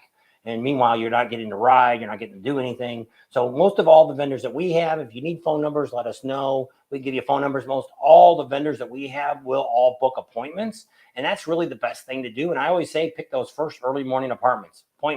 If it's 9 o'clock in the morning, whatever time they open the tent, be there first thing in the morning for that appointment. That way you're by noon, probably, depending on what you haven't done, you can get out on your bike and you're gone. So it's because the idea is you don't want to sit there the whole time. And people always say, well, why do you get all your work done at the rally for? One, you're going to be able to pick out the best products. Nobody can tell you what you want. You have to figure out what you want. And you have to decide what you want, how you want it. So you might think, what are you saying? You're all sounds like double talk. Well, if I want to just get some slip-on pipes put on my bike, some mufflers, do you want them loud? Do you want them for better performance? Do you want them for looks? What do you want? I want to get a tuner on my bike. Okay, what do you want on that tuner? What do you want it to do to your bike? If you're not changing anything but an air cleaner and an air filter, it doesn't take much of a tuner to change that. And but you should always, if your bike's out of warranty, because I'm not telling anybody to do anything if your bike's in warranty. That's your choice. Now there is some dealerships out here, which ours out here at Red Rock Harley, and I think I've seen one of the other ones while we've been out here, that actually warranty performance parts on the bike, tuners and everything else, up and above what Harley won't cover. So if you want to change your shocks and you want to get a certain kind, shocks are all kind of different, and that's a whole nother video to talk about stuff like that. Or if you want a stereo, what do you want? Which is, I was kind of talking to one of the stereo guys this in Myrtle Beach. I'm like, I'd like to have a little bit of bass. And he's like, why? And I'm like, well, I don't know. When we're riding on the highway, he says, you're not going to hear any of that. So the speakers I have now, I have the Fosgate, Rockford Fosgate, and 90 miles an hour, she can hear the music with no problem. And because once you get over 45 miles an hour, your bass is somewhere behind you, and you're never going to hear that. Now, if you're just going to cruise around and try to impress everybody, or you're wanting to annoy everybody, or go to a competition, then go ahead and spend that crazy money on it. I talk to some of these guys at these stereo lots of money. And they're spending $40,000-$50,000 on their stereo systems. I could buy a Jeep for that, and I'd rather have more fun with that than I would with that stupid stereo. But it is it's your money, do what you want. And so you just got to figure out, but if you're going to do that, that's what you want to do. Now you could be the other guy and say, all I want to do is do riding. Then get there earlier. The earlier, the better. You don't want to get there too early, because South Dakota is one of the largest tourist areas there is, with Mount Rushmore and all the stuff they got out there, the Badlands and Devil's Tower and Deadwood and all this other stuff that's going on out there year round. You're going to get the tourist out there. You get a lot of cars going around. So my answer always is, when we talk about rides, is get up early in the morning. Get up at 7. Be out there by 8 o'clock, no later than 9 o'clock when you're hitting the main roads that you're trying to do. It's like spearfish. You get out there too late, and there's people riding their freaking bicycles down the side of the road. So you got to get, if you want to be somebody that wants to get in and enjoy the ride. Now, not everybody is like what I want to do, and a lot of people are like me. You want to get in the turns. You want to, like I've seen some pictures from Tail of Dragon this week that people went to, and they got their bikes leaned into the turn, and there's guys taking pictures and stuff. And a lot of people want that. That's the kind of riding they're looking to do. But then you also have people that are the other way, that all they want to do is kind of sit back in their bike and they just want to sightsee. They want to look at the trees, and maybe they'll see a squirrel or a bison charging them, whatever. But that might be what they want to do. So everybody's a little different when you go. Says he likes to go a month before. It's late 70s. I don't want to get there too early. Because like I say, we get there early. We were there last year before the 4th of July. Now, what the advantage that we have is we know everybody that are already there, the businesses and stuff. And we've got plenty of people that we can talk to and kind of see theft going on. But you'd be really shocked how most of the people that run these businesses don't show up to a week, if not luckily 2 weeks before the event starts, before they even bring in their truck. Well, they're changing stuff now. And we're going to try to get the chief of police on our channel too to talk to you guys, because, you know, we just had a shooting. The Banditos and Hog Trough, or what are those guys were called? Water dogs. Water dogs. Sorry, Hog Troughs. I called you water dogs. Well, sorry, the other way around. Water dogs. Sorry. But so I don't know if that's going to change anything in Sturgis. And I always emphasize this all the time before. There's no reason for you to really bring a gun to a motorcycle rally. You know, especially when there's people like that. If you're going to a campground and you're going to the Iron Horse, going to any of the bars, first of all, it's against the law to carry a gun into an establishment that sells alcohol. That's just about every freaking place in Sturgis. Even the grocery store sells alcohol. So, you know, you're really pushing it. If the cop sees you or somebody says something, you could, especially if you're out of state, could be a very bad thing for you. Could end up in jail and who knows whatever happened. So that's the first thing I always say. Second thing is you can't drink any alcohol at all if you're carrying a gun around with you. So once again, I don't understand why, you know, and I know these 1%ers are all about having one with them. You know, leave that crap in your bike. You know, you're going down Main Street. If everybody would do that, we wouldn't have to worry about it. It's kind of like the Monkey Man. I said this the other day, and I don't think I said it on the channel, but it's, you know, when we were in high school and stuff, you know, if you had trouble with a kid, you went out behind the school and you Duked it out. Yeah, and the best man wins. And still maybe never settled the problem, but you got your aggression out, and whatever happened, that's what you did. Well, that seems to be gone now, and everybody's shooting each other for stupid reasons. And I thought it was the Bandito shot, but it sounds like it was the other way around. The water dog guy shot the 2 or 3 of the Banditos, which is really weird because the water dogs, right? Water dogs are not a 1% group. They're just a motorcycle club. I'm not even sure if they're a motorcycle club. Because their slogan is, we know why dogs hang their heads out the window, or something like that. That's their motto. But anyway. So it sounds more like a riding club than it is anything else. But it's supposed to have been something about a picture being taken or something. Somebody wanted to take a picture with somebody. So I don't know if the Banditos wanted to take a picture with maybe his wife or girlfriend or whatever, and he pulled it. You know, once again, there's no reason why. I don't know. Anyway, Custom Dynamics will probably be there pre-rally, but it's not a Custom Dynamic booth. You can get it at Rick Rack. They're going to be at the Harley-Davidson dealership, but they're at the other lot, and I don't know if that's open pre-rally. So Fair and Exchange too, which they're in the lot before you get to the Harley dealership. When you come in, it's the lot there to the left, and then you go around to the Harley-Davidson dealership. Fair and Exchange sells Custom Dynamics, and so does Rick Rack. So, and Rick Rack will be there early. They always are. They're actually there Friday doing work already. Scott. The Friday before, they'll already be open and doing work. They did last year. So if you want that, Custom Dynamics also sets up there, but I don't know when they show up. They're probably not going to get there till Saturday or later. Who? Custom Dynamics actually has a booth, because I think the Monkey Man did it last year. I think he did something in the Custom Dynamics booth at the dealership. I was thinking of that one guy, and I know he's not going out on the road anymore. I don't know. So remember what day and about what time it is when you ride past the picture taking place alongside the road. Yep. And we try to catch those with the camera, with the video. When we drive by there, we try to get a picture of their sign, but you do need to know the time that you went through. Yeah. Now, some of them will actually have, which is nice, some of them actually have a counter where you drive past and it'll say 3:10. So you know, hey, look around that time. Because if it's busy, like if you're looking at like a Saturday or a Sunday going out there on a ride, you're going to be out there with like 5,000 to 10,000 people, maybe even more. So there's a lot of pictures to look through. That's another thing we probably should ask too. If you're going to be in our section at the Buffalo Chip, we need to know so we can quarantine off an area so we know exactly how many once people. We get there, we'll know. She'll tell us the number. You think she will? I don't know. I think. So the wife and I were discussing how great you two are and how well you keep us informed about the rallies. Thank you. We hope we can see you guys at the 120th. If not, we will.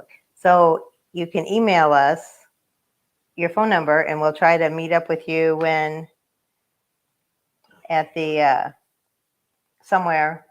It will tell you where we're going to be and we can switch phone numbers. And at the last rally, a lot of times you have to come to us. So a lot of times we'll do that. Somebody will, I don't know where it was at. I think it was a Daytona or something. Somebody was doing that to us. No, it was in Panama City last year. And we were over at Hammerhead Fred's, and they're like, oh, we're over at Miss Newby's. Can you come down here? Well, they we're weren't like, Hammerhead Fred's. So we said we were going to Hammerhead Fred's. So we said, we're at Hammerhead Fred's. Oh, well, now we're at Miss Newby's. Can you come over to Miss Newby's? Well, we ended up doing it. But normally I would say no. Her husband was handicapped, and we were there about 10 minutes because there was way too many motorcycle clubs, and we weren't going to. Too many tough guys at the rallies. Yeah. I think they're tough guys. We had boxing gloves in the 5th grade, and our teacher, the track had his matches. Yep. That's the way we used to do it. So, or the teacher would take matters into their own hands, and we'd both get a SWAT. I never got a SWAT in school. Somebody else did.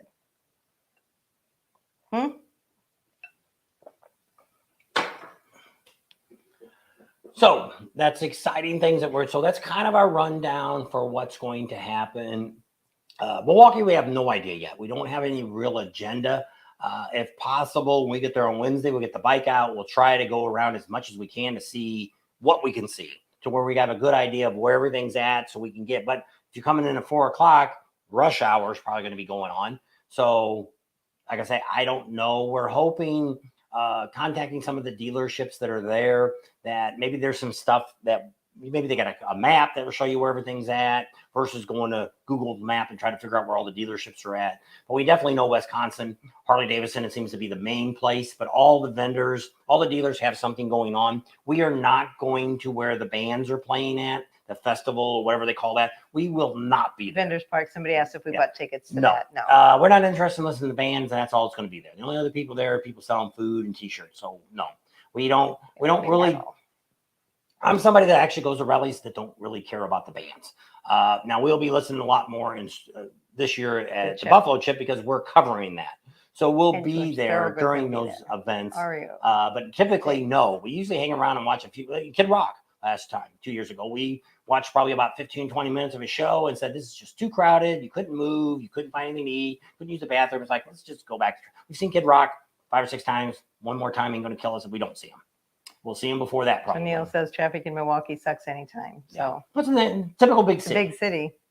So the advantage of being on a bike, you have a little bit better advantage, but you also got to watch out for the stupid people that are trying to kill you on your motorcycle. I have no idea who they are walking by. All kinds of people that just want to be treated with respect and have a good time. Yeah. And most of the rallies are pretty good. We don't really see a lot of trouble at rallies. Now we don't stay out really late at night. So we're not out there at midnight, 1 o'clock running around on the streets and stuff, where more people are more drunk. And so you're more likely to do something stupid when you're drunk than you are if you're sober. You might think, I maybe not should do that. So we'll see how all that goes.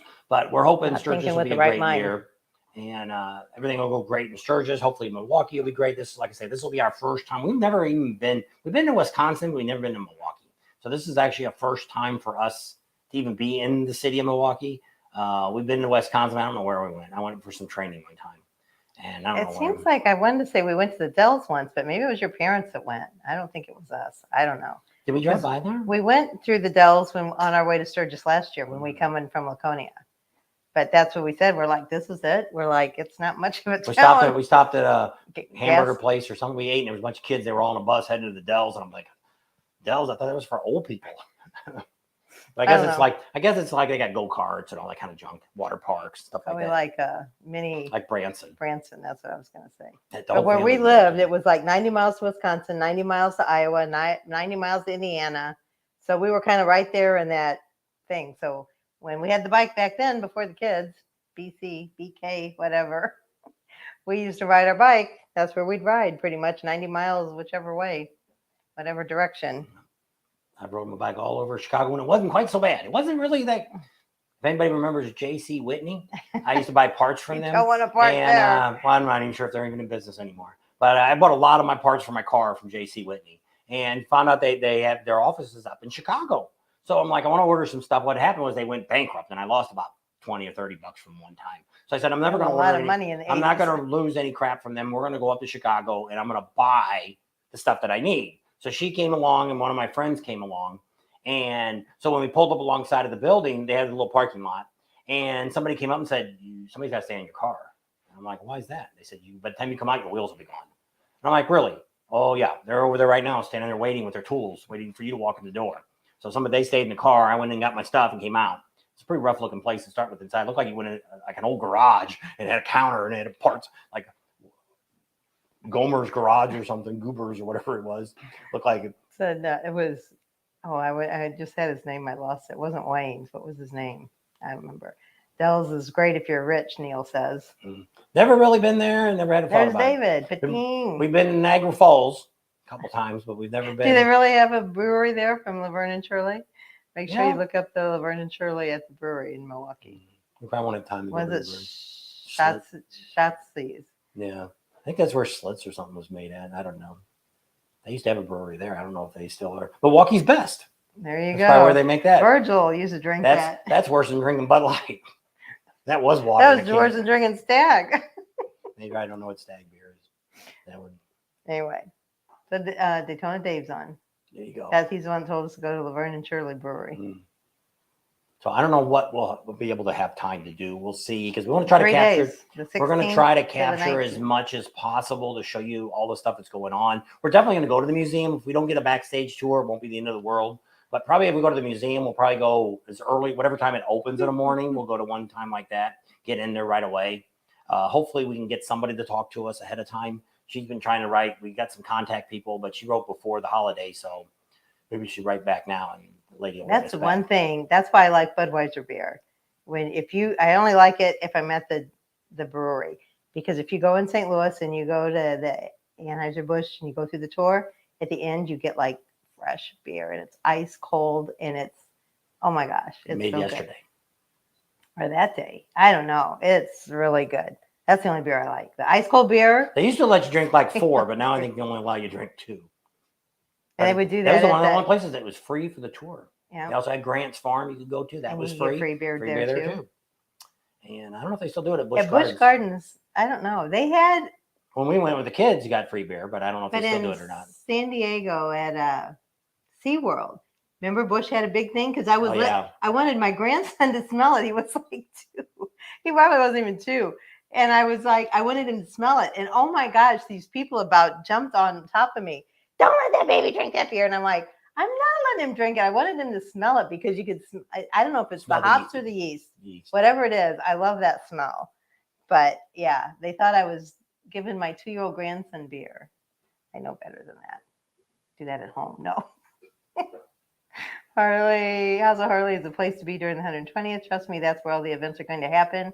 Thursday night, they'll have Pop Evil, and they're going to be a great show. So House of Harley. Yep, I know they said that there was like 5 dealerships, all real close right there. So that's probably one of them.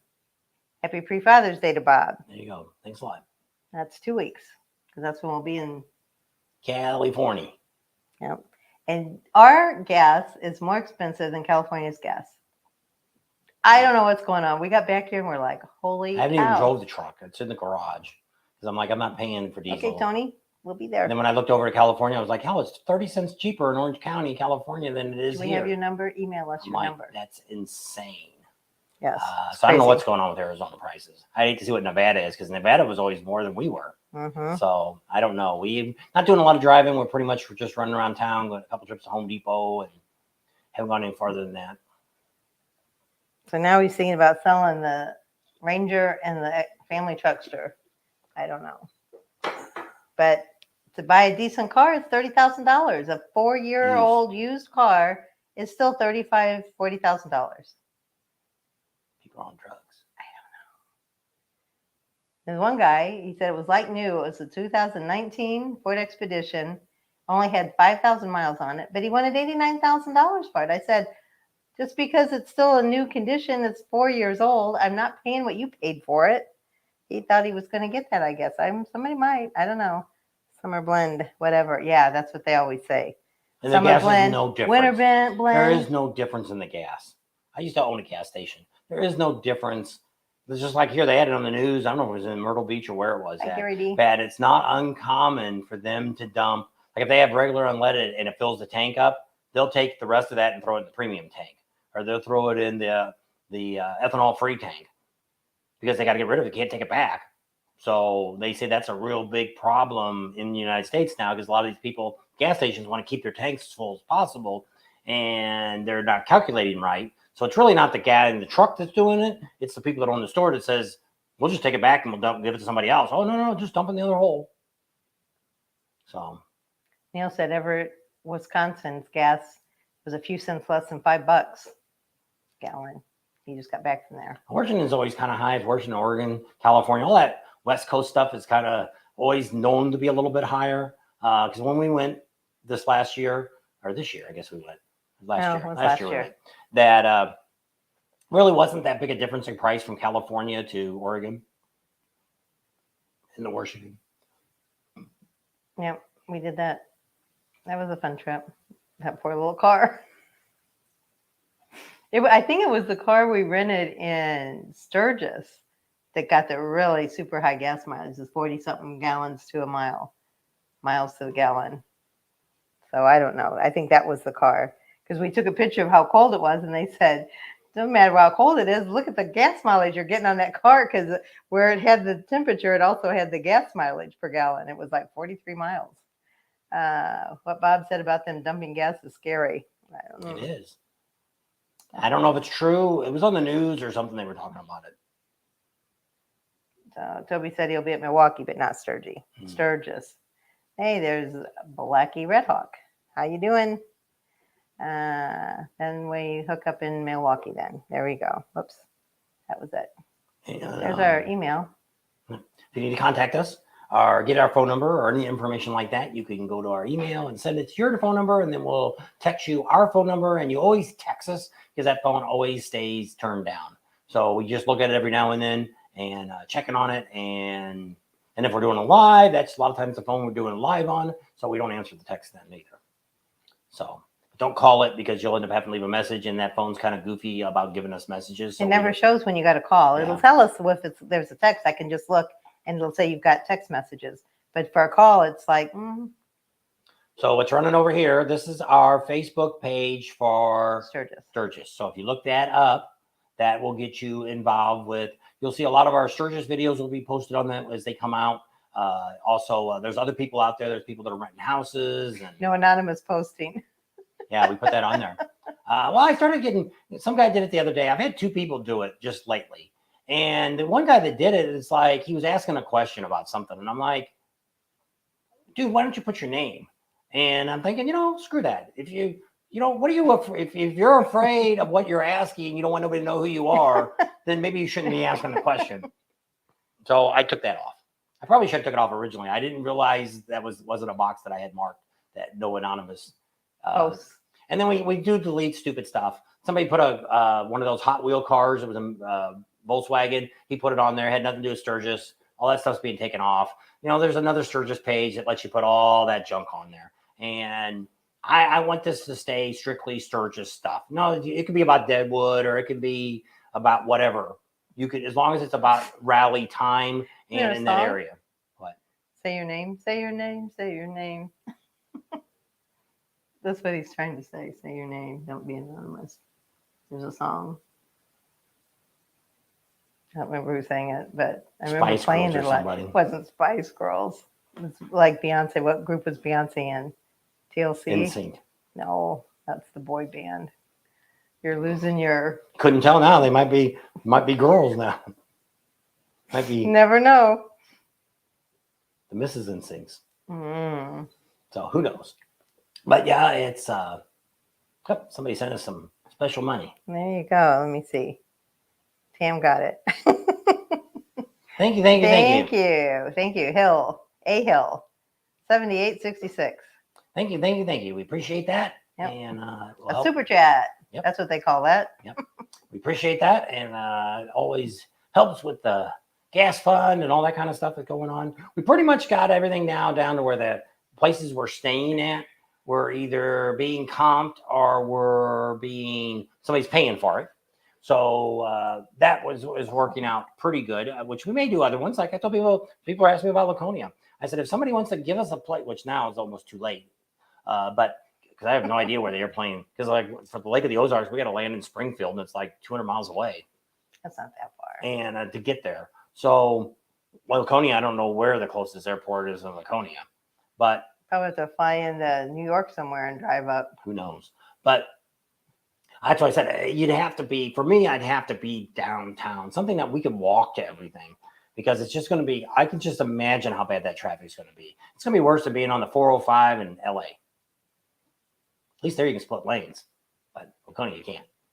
So yeah, and the restaurants and the places aren't going to be able to staff you. And if you want to get work done and trying to get into the bars and stuff is going to be going on, they're going to be so freaking crowded. And you got a lot of crotch rockets running around up there. They're doing burnouts all the time. So if you'd stay down there at Weir Beach, you wouldn't, and we didn't have a bike, there's no way you'd get to the dealership. You can't walk that far.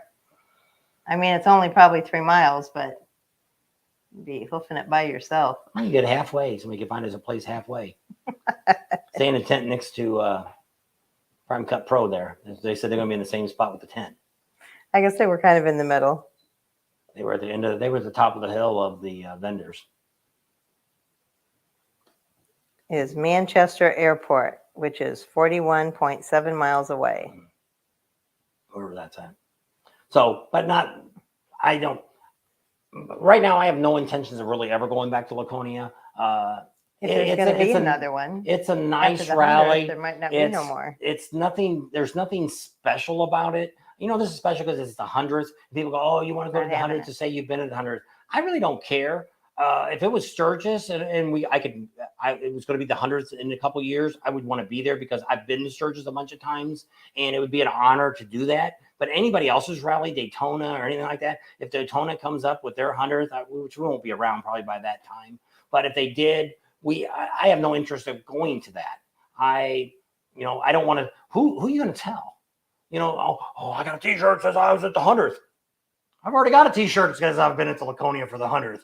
So I don't even have to go to Laconia to get it. We have connections. That's right. So yes, Pasta Corral will not be open this year. Yeah, it may be done. She may not be doing it anymore. She just had too much trouble with her wrist and stuff. And her kids have very professional jobs that they can't be gone that long. And so she's figuring that that's it. I thought maybe they would just go back out there I guess the food trucks didn't work out as good as what she wanted. They had their liquor license and stuff still. I think she still got it. And I thought maybe they just have the corral, like the bar open so you could sit down there and sit at the pond. Place to stop. But it probably wouldn't justify enough to be open. Because I think all they served was beer and wine and then soft drinks. But yeah. So that's, if you missed it, you missed a great place that had pasta. Yeah. And so she might sell you sauce. And they used to do catering. I don't know if they still do catering or not. I don't know if she's still doing that or not. But they're traveling a lot. They're on the road a lot. We see them on Facebook. They go all over the world, not just the United States. So we went out there and seen them in October when we were out there and talked to them. And that's what they kind of said. If their sons would really, that's how they got into it, whatever, 12 or 15 years ago when they started doing it. Their sons are the ones that talked them into doing it. Well, then their sons got these professional jobs and they're like in sales of a really high end companies. And if they're gone too long, they lose rank. Yeah. So right now they're always at the top of their game because they're there. But if they would take off 2 weeks, they'd be here and then all these people would be above them. So they said it's just not worth it for them. So that's where it's at. Maybe when they retire or they get tired of doing what they're doing, maybe something will change. But at this point, that's gone. History. Probably won't ever see it again. If you missed it, great thing while it was there. I was really glad we got an opportunity to spend a couple years there and checking it out and talking to them and stuff. And because I think the very last year they had it, we didn't even make it out there that year. Well, they just had the food trucks. We didn't make it out. We didn't go to that one either, but we didn't go the year before. Yeah, we went. Well, we went the first year we met them. So we've only been in 21, 22, 23, 20. So 2020 is when we met them. We went out the next year because the Indian dealer went out. And then 2022 is when she had the food trucks. So we did not go out there for the food trucks. So we never made the food trucks. It just was too much stuff going on. Hey, Michael, how are you doing? Well, we tried to do the videos different last year, and we're not going to do that again. And so go back to live and learn. Go back to what we do and showing you all great things to do and as many things as possible in one day. So the Buffalo Chip will be something very interesting because it's something different than what we normally do. But I think what I want to do with the Buffalo Chip, and no matter what, if you like it or you don't like it, the bad thing is if you don't like it, you probably don't know that much about it. Because a lot of people say all this stuff about the buffalo chip and it's all dusty, it's this and that. Go out to Pappy Hoyle. We were out in Pappy Hoyle last year and it looked like a freaking tornado was going through there. A dust storm going right down and came right in front of, right on the side of Full Throttle. And it's like, oh my God, we're riding a bike in. Oh my gosh, hold your breath and close your eyes. And but so yeah, the big campgrounds. Well, and even at Kathmandu, I mean, there was some dust there too. Our bike was covered in dust. Yeah. So yeah, and it's if it's good, that's what she always says. You want to ride in the dirt, or do you want to ride in the mud? That's your choice. That's all you got. The dust comes off pretty easily. Mud could end up on the ground too, and you could end up all muddy. So yeah, and if people that's what drives me crazy about people that go to rallies and they complain about all this little miscellaneous stuff. Oh, they don't have good bands this year. They suck. Well, if you're only coming for the bands, you should stay home. So somebody don't need you. Ben wants to know who's got the best Bloody Marys. We don't drink them, but I know Uncle Louis has some, and they're only what, $5? And people say we've had a couple of people drink them there and said they were really good because we talked about it a couple of years ago that he had the Bloody Marys. Yep.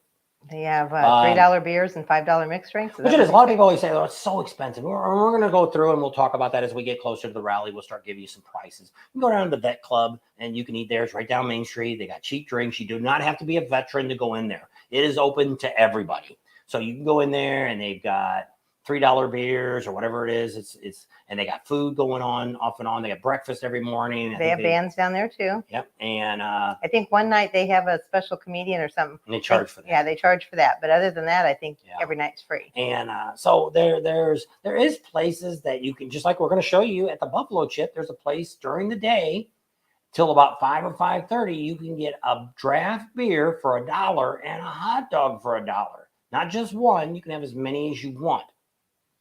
So we're going to show you where that's at because we'd never seen it. So there's a lot of things like that when people say, well, I don't like it because of this. And I don't like somebody told us before we ever stayed at the Buffalo Chip, people poop in the shower. Oh, it's so disgusting. We ain't never seen that. The paint's kind of peeling inside the shower and stuff. I mean, there wasn't clumps you could pull off, but there was pieces that were gone off the bricks. And it's like, and they put some wooden pallets down, which they weren't wood. It was that not fiberglass, but that plastic wood that they have. Teak wood. They made floors for you to stand on. And well, we wear shoes anywhere. We wear sandals into the shower. Flip-flops. We're not going in. I'm not putting my feet in there no matter what, even if it was the Taj Mahal. Yeah. Outside. Now we don't do it when we go into a hotel, which you probably should do it in a hotel too. I was thinking that too. We don't, but we should. But they have a church group that cleans all the bathrooms and stuff. And we never had, now we take our showers at night, never had to wait in line for a shower. If we needed to use a stool for something, I never really had trouble waiting in line or anything. Now, that's not during a concert. Now, it was nuts down at the concert trying to get into the bathrooms and stuff. But the those places, are all Johnny's on the spot, though. Most of that stuff is not really, places like that, when you have that many people, they really don't have enough accommodations. It's like I told him the other day. Well, actually, I was talking to the marketing guy. I said, what happened to the old pee troughs that we used to have? We all used to stand up with, used to see it in the stadiums and stuff like that. 40 guys are standing in front of it and, you did your business and you left. And it's like, if you had a lot of that would loosen up a lot of the bathrooms. For the women. No. Women have to deal with it. But I mean, the bathrooms would be moving more, but the women would be getting quicker. He finally showed up. Who? Oh, right. I was wondering why he wasn't on. Jerry was on earlier. I don't know if he's still there or not. Well, I got 20 minutes left, right, Rex? And I haven't, that was going to be my next thing. I've been working on the drone stuff, trying to get the license for the drone. So I've been listening to that. And then I wanted to try to spend at least an hour every day on the website, which I haven't been doing that yet. So. You could have when you with Kimberly and have her help you. She would knock it out in couple hours. We still haven't talked to Tad either, have we? No. I have to get a hold of him. So I've noticed that the food that is sold at the concession stand in Sturgis is so expensive. Prime Cut Pro went up and bought a chicken on a stick and a handful of French fries, $25. Yep, that's the same prices that they have at the movie theaters, at Disneyland, at the ball games. Well, so the problem with this is, one, and I'm not bad mouthing any of this, but the older we get, the more I don't eat off the vendor trucks. If it's sometimes like we've had somewhere, it's like we go someplace, they got like the grilled cheese truck or something that's a little different that I've done. But I mean, typically these people that are stirring that food up all day long, and we get some of these people. I don't know if that stuff's been in there all. It's like 7-Eleven with the wieners rolling on the thing. She won't. How many days have those weenies been rolling? And so I'm like, I'm not eating anything there. Now there's an exception to the rule, which is across from the museum on Main Street. There's Johnny's. I don't know what he calls the place. And he's got really good food. He cooks it right when you want it and all that. And because one thing that we look at is food poisoning can really take us down. Something that just gives you the Hershey squirts is too much for us because we've got so much stuff to do. So we really watch. Not enough time to be sitting on the pot. And it doesn't matter because you could even be at a regular restaurant and get bad food. So anything's possible. But we've been pretty lucky, and we watch. We eat at Uncle Louie's. We usually eat there 3 or 4 times. We go down to the Pasta Corral. And we eat down there a couple of times. We eat at McDonald's even a couple of times while we're there for quick in and out places to eat. It's not Pasta Corral. It's pizza and pasta. Oh yeah. No, Pizza Ranch. Pizza Ranch. That's what it is. We eat there. We go down to JR's and we eat at the barbecue place down there. But I mean, other than we might get I think we've ate some food out of the dealership out of that place. I don't know if it was the chicken tenders or what we had. I know we've ate out there a couple times under the tent that from those people. But that's probably the only truck vendors that I've ate. I just remember one time when I was little, we were at the county fair, St. Clair County Fair, and I wanted a corn dog, and they gave me that corn dog, and I ate it, and I got on a ride, and that was it. But it was the bad corn dog. It wasn't the ride, because I could used to ride any rides. Can't anymore, but I used to. And so, so the food, and it is, and it's like people were complaining all day. People were complaining that, One Eye Jack's was charging $9 for a beer. Well, if you go in a place like that, and see, it's just like me, if I walked in there thinking I'm going to pay $5 or $6 for a beer, and they say it's $9, I just say, pull my money back and say, no thanks. And down the road I'd go. I wouldn't even, heck with it. It ain't. Then the girl wants a tip too, so it's nuts. But it's a new guy that bought that a year ago, and that's what he wants. He wants to charge more for the price and stuff. You can go right across the street and get it cheaper across the street at Lot American. So, you got to kind of think about where you're at. Now, some people say that's like somebody was out at Full Throttle. It used to be Full Throttle had a whole bunch of different people cooking food. They no longer do that. One person takes care of all the food there, no matter what stand you're buying it from, other than maybe his taco truck, which I'm not sure if those people are running that. But I don't know for sure, but I know it's the same vendor is running both the food places because we actually knew her.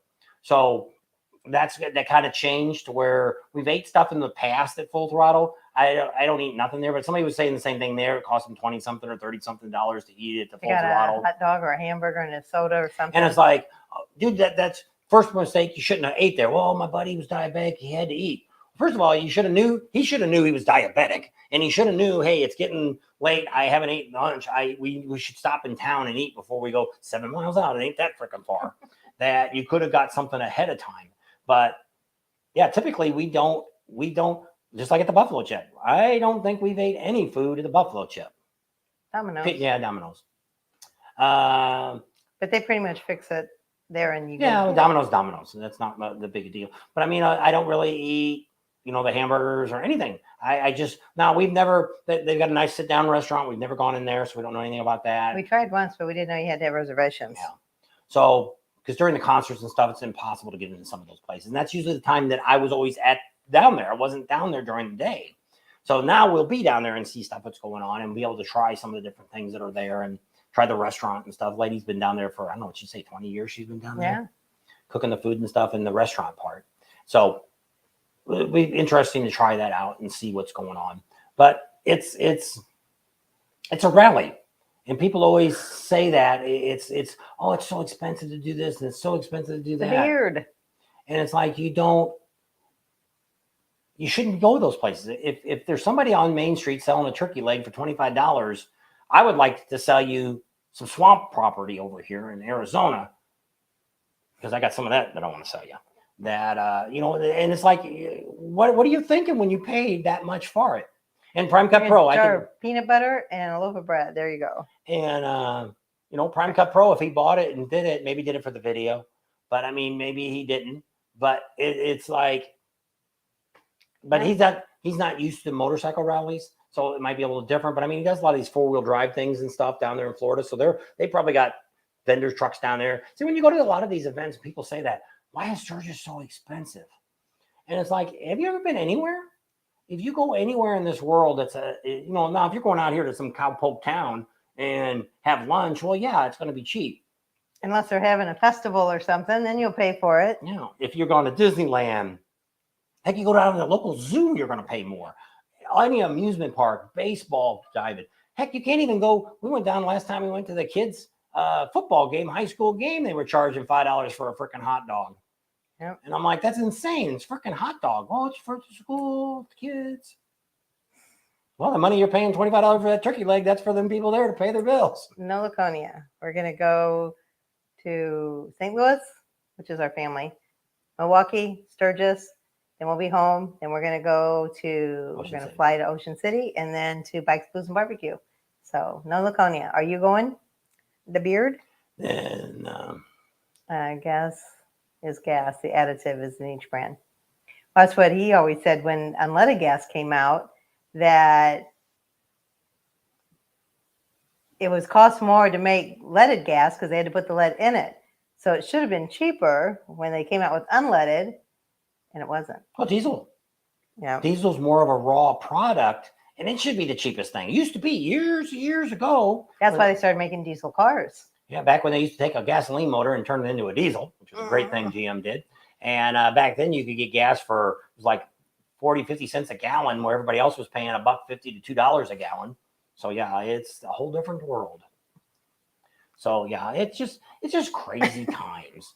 And we'll see how this all goes. Like I say, we got a couple Guns and rides. We got a couple other. So the buffalo chip has the best prime rib for the money. We've heard that. Somebody else told us that too. George, I think George the one who gets I think so. The food tickets. And I think he said it was a really good one. Oh, yep. They're going up to New Hampshire Friday. We are a lot closer than you guys. So Send some pictures to us. Yep. And let us see how crazy it is for the 100th. I bet you it's going to be nuts. I've been looking at this stuff for Ohio Bike Week, and Mexi Philly was on the other day and goes, "We're expecting 200,000 people here on Saturday." And yeah, in your dream. And somebody shot a video last Friday night of this area. Oh, it's really crowded. If I could count 50 people in that crowd, it was a miracle. And the guy was panning the crowd. And I'm not saying there wasn't a bunch of people there, because when you get to the weekends, you get a lot of tourists. You get a lot of local people coming. It's kind of like Sturgis does it. The last weekend, you get a lot of, now see, this year is not being so much. You know, the Chips the last 2 years, they haven't done it. They used to play a lot of that more rappy stuff or on the Saturday night. And Full Throttle did that. And it was more of the kids that came in, local kids that are within 100 miles probably, or 75 miles, all come in and they're running around 18, 19, 20-year-old kids running all up and down Main Street and stuff. And it's not, I never knew it because we always left on Thursday. And then when we started doing YouTube, I was like, holy crap, this is a whole different place down here on Friday and Saturday and less. So the city's trying to change that. And I think the Buffalo Chip, they're not going to have any kind of rap. Actually, this year was really shocking. They were going to have Snoop Dogg last year, and they got nothing like that this year, which doesn't bother me, but it might be somebody else might not like it. Yeah. But there's also people that come. The 90s they really have. Well, I guess they have that Slipknot now too, don't they? Yeah. But they have Limp Bizkit. Well, they got that one that was on the America's Got Talent. What was that band that was just on the other day? I played it. Not Def Leppard. Steel Panther. Yeah. And they might be a really popular band now since they were on TV. They were on America's Got Talent. Yeah. I don't think it was America's Got Talent. It's the one with AGT. America's Got Talent. We just got done American Idol. Oh, okay. It's that one. You keep track of all these stupid shows. Well, it's better than watching some of the other crap that's on TV, so it's not it. I just watched we had it recorded, and then came back because somebody had said they were on there, and I'm like, how did they get on there? They used to be a band that had record contracts and all this, and I didn't think they allowed them back on. I guess they're really not. They're still touring. I know, because I didn't think you could be a professional, somebody with a recording contract, because they've got a couple albums out. So I was like, I don't know how they got on there. I don't know. Hey, there's Des. When Road Therapy's on. How you doing, Des? I think the weather will be cooler this year for Sturgis. I'm hoping so. Last year was a scorcher. 105 almost every day of the week. I don't think it would be, because typically that's out of the ordinary. But when people, which we'll talk about on our videos, we've been in Sturgis and it's been 35 degrees and we've seen snow flurries. And we've been there when it was 105 before this week, before last year. We've been there in a day or so, got to 105, and it was hot. But other than that, we've been out there. We haven't been out there with a tornado. We've been out there when there's hail.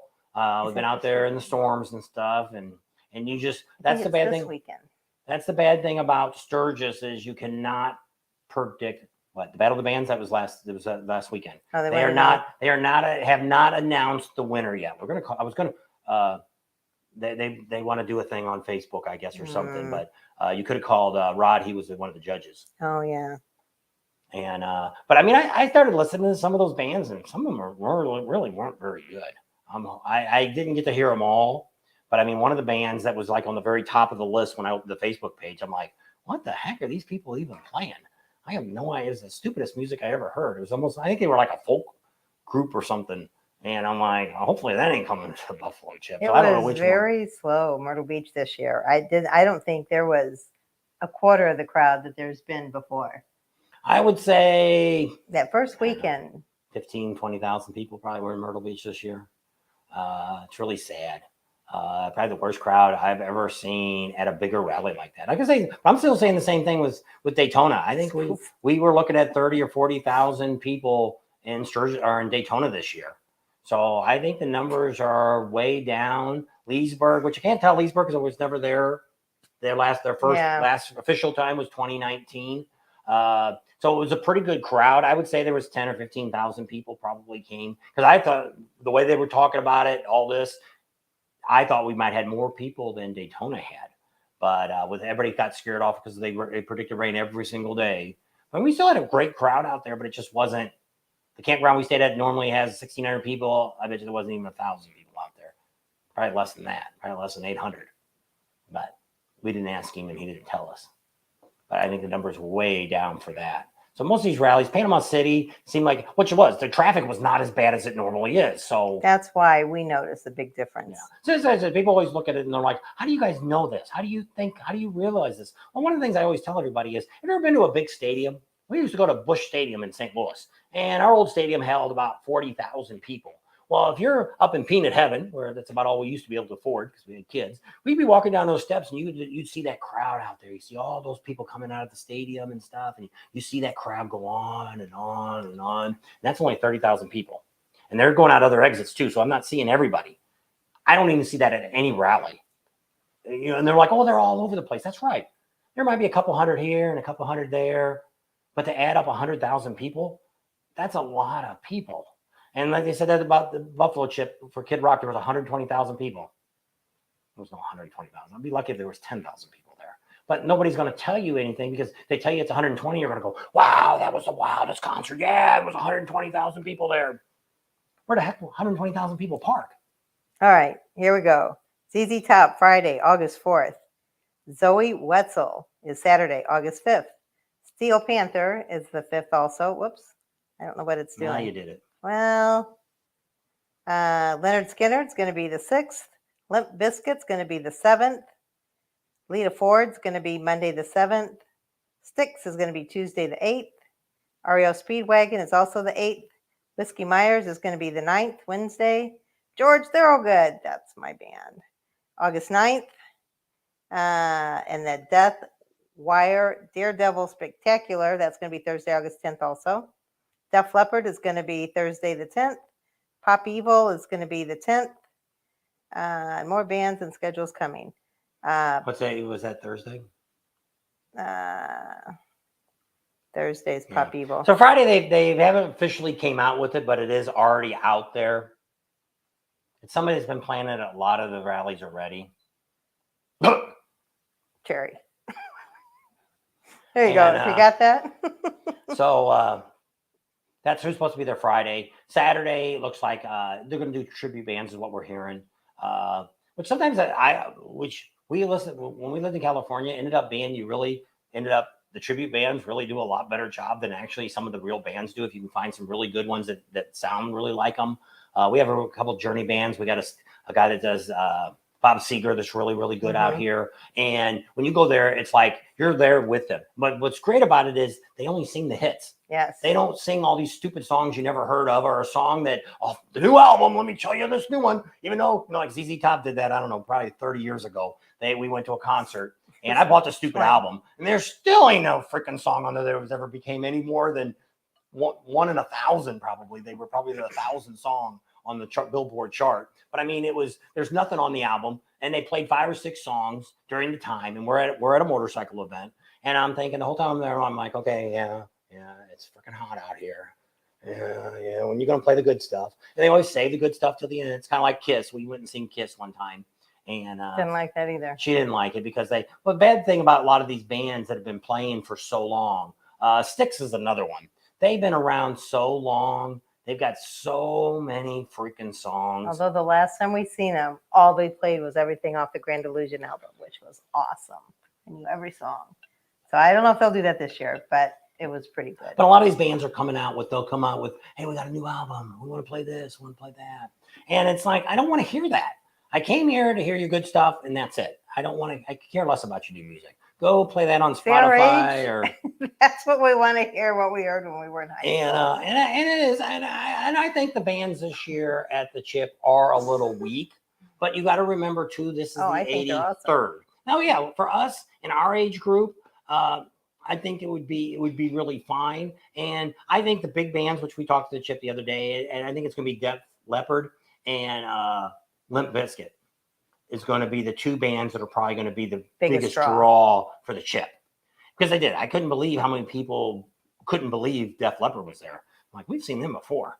But, okay, that's good. That's fine. Well, that's all right, man. I'm not complaining about it. We got 5 minutes. Because when you're going to these rallies, especially if it's the Chip, if you're staying at the Chip, you already bought your pass, it's all free. You're not paying. If you're coming in every couple of nights, I tell that people, if you look and think, hey, I want to see Def Leppard and Limp Bizkit, you should have bought your pass right away. And then you could have came in at any time and got involved with what was going on. Kid Rock was supposed to be there this year, but something happened with his promoter and it didn't happen. So now the only thing that we're seeing now, because 1,800 miles each way he's riding for those 2 bands. There you go. And the only thing about Kid Rock is he's talking about retiring. But Rod is really good friends with him, which is shocking because Rod's a lot older and Kid Rock's a lot younger. And Rod actually spent 4 days in his mansion down there in Tennessee. And I seen all the pictures. I'm like, holy crap. He ended up right here in Laughlin's where he picked him up at. I'm like, you didn't call us. We were right in our backyard. I would have jumped on the plane too. I would have went over there and hung out in the mansion. And because Kid Rock probably flew him back in his jet, probably flew him back. Blackie Redhawk says he's never heard Def Leppard live, but he said a lot of people have heard him live say they suck. I know we heard them. That's been a long time ago. We heard them probably 20 years ago. We heard them at the fairgrounds. No, somebody else said they saw them at the Chip a couple years ago and they were great. And a lot of times what happens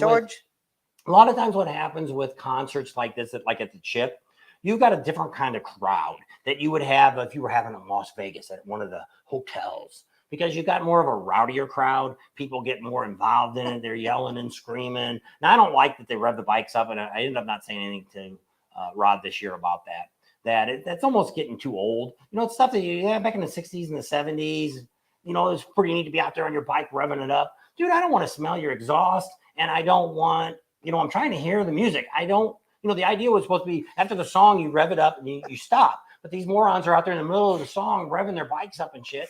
And I was like, oh, I wish a Rod would throw. But another anonymous Facebook person. Yeah, that's what he said. Because it just said Facebook user. It says I saw the and then that's what Glenn said. He said, oh, another anonymous Facebook user. Well, if you're a Facebook person, which we're almost done. Facebook person, if you click that thing that says gives permission for our StreamYard to put your name on here, they're not going to sell you nothing. They're not using your email. It's just like on here, all these people, StreamYard, YouTube doesn't require that. So YouTube, because this is not coming through YouTube. This is actually coming through StreamYard. So we're sending a signal through StreamYard. You're talking to StreamYard through YouTube and Facebook. But Facebook, because it's a second party, you have to give permission to You use have your to name. click a little thing saying yes. Why? I don't know. Why YouTube doesn't do it? I don't know. But it is what it I is. said if you're drunk, anything sounds good. Yeah. And like I say, it's to me, the bands are just something extra. You know, if you want to hang out at night and listen to some bands, then yes, there's plenty of them. And there's a lot of them. You can go downtown. The Iron Horse got free concerts. You go over to the Full Throttle. You get there before 6 o'clock. It's free. Because at the Iron Horse this year, which I don't know why they changed it, but all their headliners are going to start at 9 o'clock. So I don't know if they're doing that to try to get, because everything else, like at the Chip and stuff, it's like 10 o'clock before the headliners come out. Full Throttle's like that. It's after 10 before they get out. If Jesse's playing, it's like 11 before he gets out. And before he starts, it's 1 o'clock in the morning by the time he finally gets done. But that might be what the Iron Horse is thinking. Hey, we're going to start our headliners earlier, get you to come stay with us first. Maybe you won't leave. Or forget to leave and go and you missed your concert. And there's a lot of other ones. Kickstands out there. They have free concerts. They don't have any big name bands, but they have a lot of good local bands. Yeah. And they had Wade Jennings. He's been out there a few times. He's got a headbanging. And that's where Jasmine Kane's going to be too. Yeah. And he's got some headbanging band coming. Thanks for hanging out. That's going to be out there that I listen to on there. A lot of people are confusing them with another band, but who? That one band that I said it was that we tried to tell Rod to go ahead and get. Oh, the War Hippies? Yeah. They've got something similar to that out at Kickstands, but it's not the War Hippies. It's something else hippies. And it's not the same group. This group is, the other group is really, I like the music. I listen to it, and it could be another Chris Stapleton. In a few years, they may be that. They play a lot of rallies and stuff. But this other band that Kickstands is having is heavy alternative ultra music. You'd be banging your heads against the wall, moshing, all that good stuff. But there's a lot of places that have free concerts and stuff going on during the week too. You can go to Lot American. They have free concerts going on. I don't know if they have One Eye Jacks has any music over there or not. I don't remember no stage in there. Yeah, they did. DJ. Yeah, they mainly have DJ. And have because that's the guy we talked to that was relatives to Happy Hoyle. So that's over there. But I mean, it's like I say, we haven't heard anything from what's the campground out there 7 miles away? Shade Valley. Shade Valley. They're the ones that are trying to put the buffalo chip to shame. They wanted to be the next big buffalo chip. And so I can't believe they don't have any bands listed yet. But I don't know. Texas Hippie Coalition. Is that what it was? Yeah, I think that's the ones who they're having at Kickstands. And when I listen to their music on Spotify, I was like, oh my gosh. It was pretty radical, huh? Yeah. All right, you're at your 2-hour mark. Holy Jennifer Jupiter, Batman, what the heck are you going to do now? Let's get more comments going. Say good night, Forrest. I never went to sleep with anyone, but I've woken up with a bunch of them. Hey, Des, still around the lake. But a lot of these things, and we're going to talk about all the rides. We got a couple of new rides that we're going to be talking about that's out that way. You can go check out and stuff. I mean, you didn't really realize you get out there on that 385 or the 14A, and there's just a lot of just nice riding. And you can a lot of people want to go to Devil's Tower and they want to go out to the Badlands, and that's great if you want to spend the day and go out there. We're going to talk about Devil's Tower by doing Hewlett and do a circle. Do a loop. You can end up in Sundance and stuff if you want to see the burnouts and stuff that they've got going on. We did a ride on that last year. I never finished the video on that, so we're going to show you that this year. That's something you can do, which isn't bad. It makes it a full day that you could head out and go out to Hewlett. You go out there on Wednesday and you check all that out. And they got free barbecue and stuff. They just want a donation, a lot of bikes, pretty good experience of town. And then you go from there, you go out to Devil's Tower. You can stay outside. It ain't worth really driving through. There's not much to see inside. You can see prairie dogs. That's about it. If you want to pay the money. Thousands if you've got your state or federal pass to get any of those passes that get you in, that you get in for free. There's only two. That one and Badlands are the only two you can use your federal pass. The Mount Rushmore is a federal park, but they don't charge you admission. They charge you to park. And that's $10 if they haven't raised it. Custer and also Is it Iron Mountain? No, it's not Iron Mountain. Oh, they It's said Needles stop at Highway. the Stone House on the Devil's Tower Loop Yeah. too. Yeah. Yeah, that's right there. And but yeah, there's That's so there's before a you get really to Hewlett. yeah. So there's a really nice ride you can do, but I mean it's a whole day, and you end up Wednesday night at the Burnouts Sundance. that they do, and we didn't stay all night, and but it didn't get really too wild when we got there. It was kind of slow getting started, but it is what it used to be. Did we ever see one? I think I think one. they had one. Well, I think they were trying to get people to come up and do it, and people were all there to watch it, but there wasn't anybody there to do it. So what they do is they build like a bridge, and you go up on top, and you do it up on top. And they said So everybody can see. That's some of the kinda girls nice. get wild and stuff, and we didn't see any of that. And so it was like, we've been here, did a whole day ride. I'm about done, and so we headed on back. And because you can make a whole day out of this stuff. There's You a lot didn't of do that stuff. ride either. That was the ride we did with a bunch of people. I know. That's what I said. I didn't. That's what I'm going to talk about. We're going to do it. Edit on that and talk about it. That's a ride for people that want to go out on Wednesday of the rally. You can do it you can do the ride anytime, but you won't have those two things going on. You won't have Hewlett Day, which is, they call it Pantyless Wednesday, but that doesn't mean that. And then you wouldn't have the Sundance Burnouts because that's only on Wednesday too. So that's why it's a Wednesday ride. So the Popo is pretty decent. If you want it, just like all the other rallies, if you want attention brought to you, they'll give it to you. But other than that, they're pretty lenient, and they give you warnings. The open container law, they probably aren't going to be quite as lenient as they have in the past because it's been the third year now. And last year they were trying to tell people, and they want to make the bar owners more responsible for that. So, but for the most part, the police are not there to look to see who they can give a ticket to. They're there to make sure everybody has a good time and everybody stays safe. There's also a center of national. Oh yeah, in Belfuge. We've been to that. It's the center of the United States. Everything from Hawaii to Alaska, Florida. It's the geographical center of the United States. Right before you go over the bridge, it's on the right hand side. So we've been to that too. That's kind of cool to say you've been there, I guess. Tires are expensive to do a burnout. Yeah, that's true. And a lot of places that do burnouts don't sell tires. That's what I don't get. Favorite place to hang out. Yeah, there is a mini rally at Devil's Tower on Wednesday. It's called Hewlett. It's next to Devil's Tower. It's less than 10 miles away. But they have it's called the Ham Jam. And they roast a pig, and they have a bunch of bands play. The pig roast is free. They just ask for a donation. I think it's beans, chips, and pork. And you get a plate, and then you give them money. And I think they have soda and beer. If you want a beer, soda and water. If you want a beer, you have to go in the bar and buy a beer. But say good night, George. I don't see George. You're George. So that gives you an idea of what we're going to do this year. What's still going on. We got a lot of things. We got a lot of videos going to be coming out here in the next couple of weeks to get you ready for Sturgis if you haven't gone or you're not sure what you want to do and how many days. And we'll start talking about that from the very beginning of how many days. When people say I'm only going to spend a day or two in Sturgis, rally altogether, and it's like you're better off not even coming. If you're just traveling down the highway and you just want to stop off and kind of look and see what's going on, that's about all you're going to see. You're going to look. It's like going to the Grand Canyon with Chevy Chase and vacation when they look over the mountain. Okay, for 3 minutes and then they're done. And that's about all you're going to be able to do.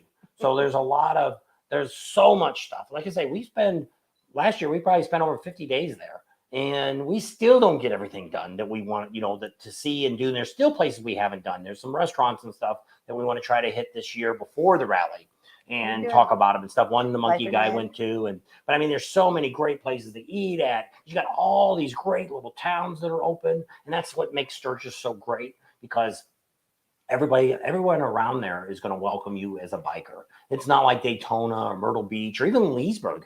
There's stores on Leesburg and Main Street that was closed because the bad bikers are in town, and you don't see that out anywhere near Sturgis. You're not going to see that in any of the towns closing up just because it's bike event.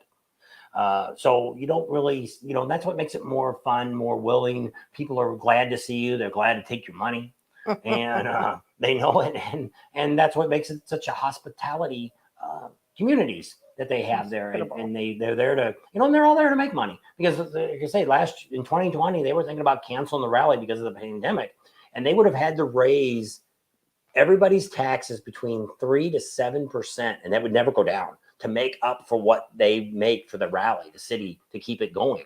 And it is this what South Dakota, they make more money at this event than anything else in South Dakota for taxes and stuff. So even South Dakota's like that. The governor comes out and she'll be out talking and stuff. And so it's a big thing for them. And you don't see that at other rallies that we go to. There's always some kind of issues in every community we go to. We were in Laconia. Half these freaking towns you're riding through on your bike, if you want to do some riding, they're freaking closed. They're only open on Fridays and Saturdays. And it's like, here's Tuesday. I need gas. Gas station. What's wrong with the gas station? Oh, they don't open until the weekend. Don't anybody in this freaking town need gas before the weekend? They know to get it before. But I mean, there's no place to eat. There's no, and it was just, that was probably the biggest upset for me, was driving around, and it was like, and the guy we were staying with lives up there, and that's what he said. He says, yeah, they're very independent. Yep, they could care less if the rally was going on, or if the president of the United States was in town. They could care less. They're not doing anything special for anybody, and definitely they did it. They were all about that. They weren't. I didn't really get that rosy feeling of people being glad that we were there.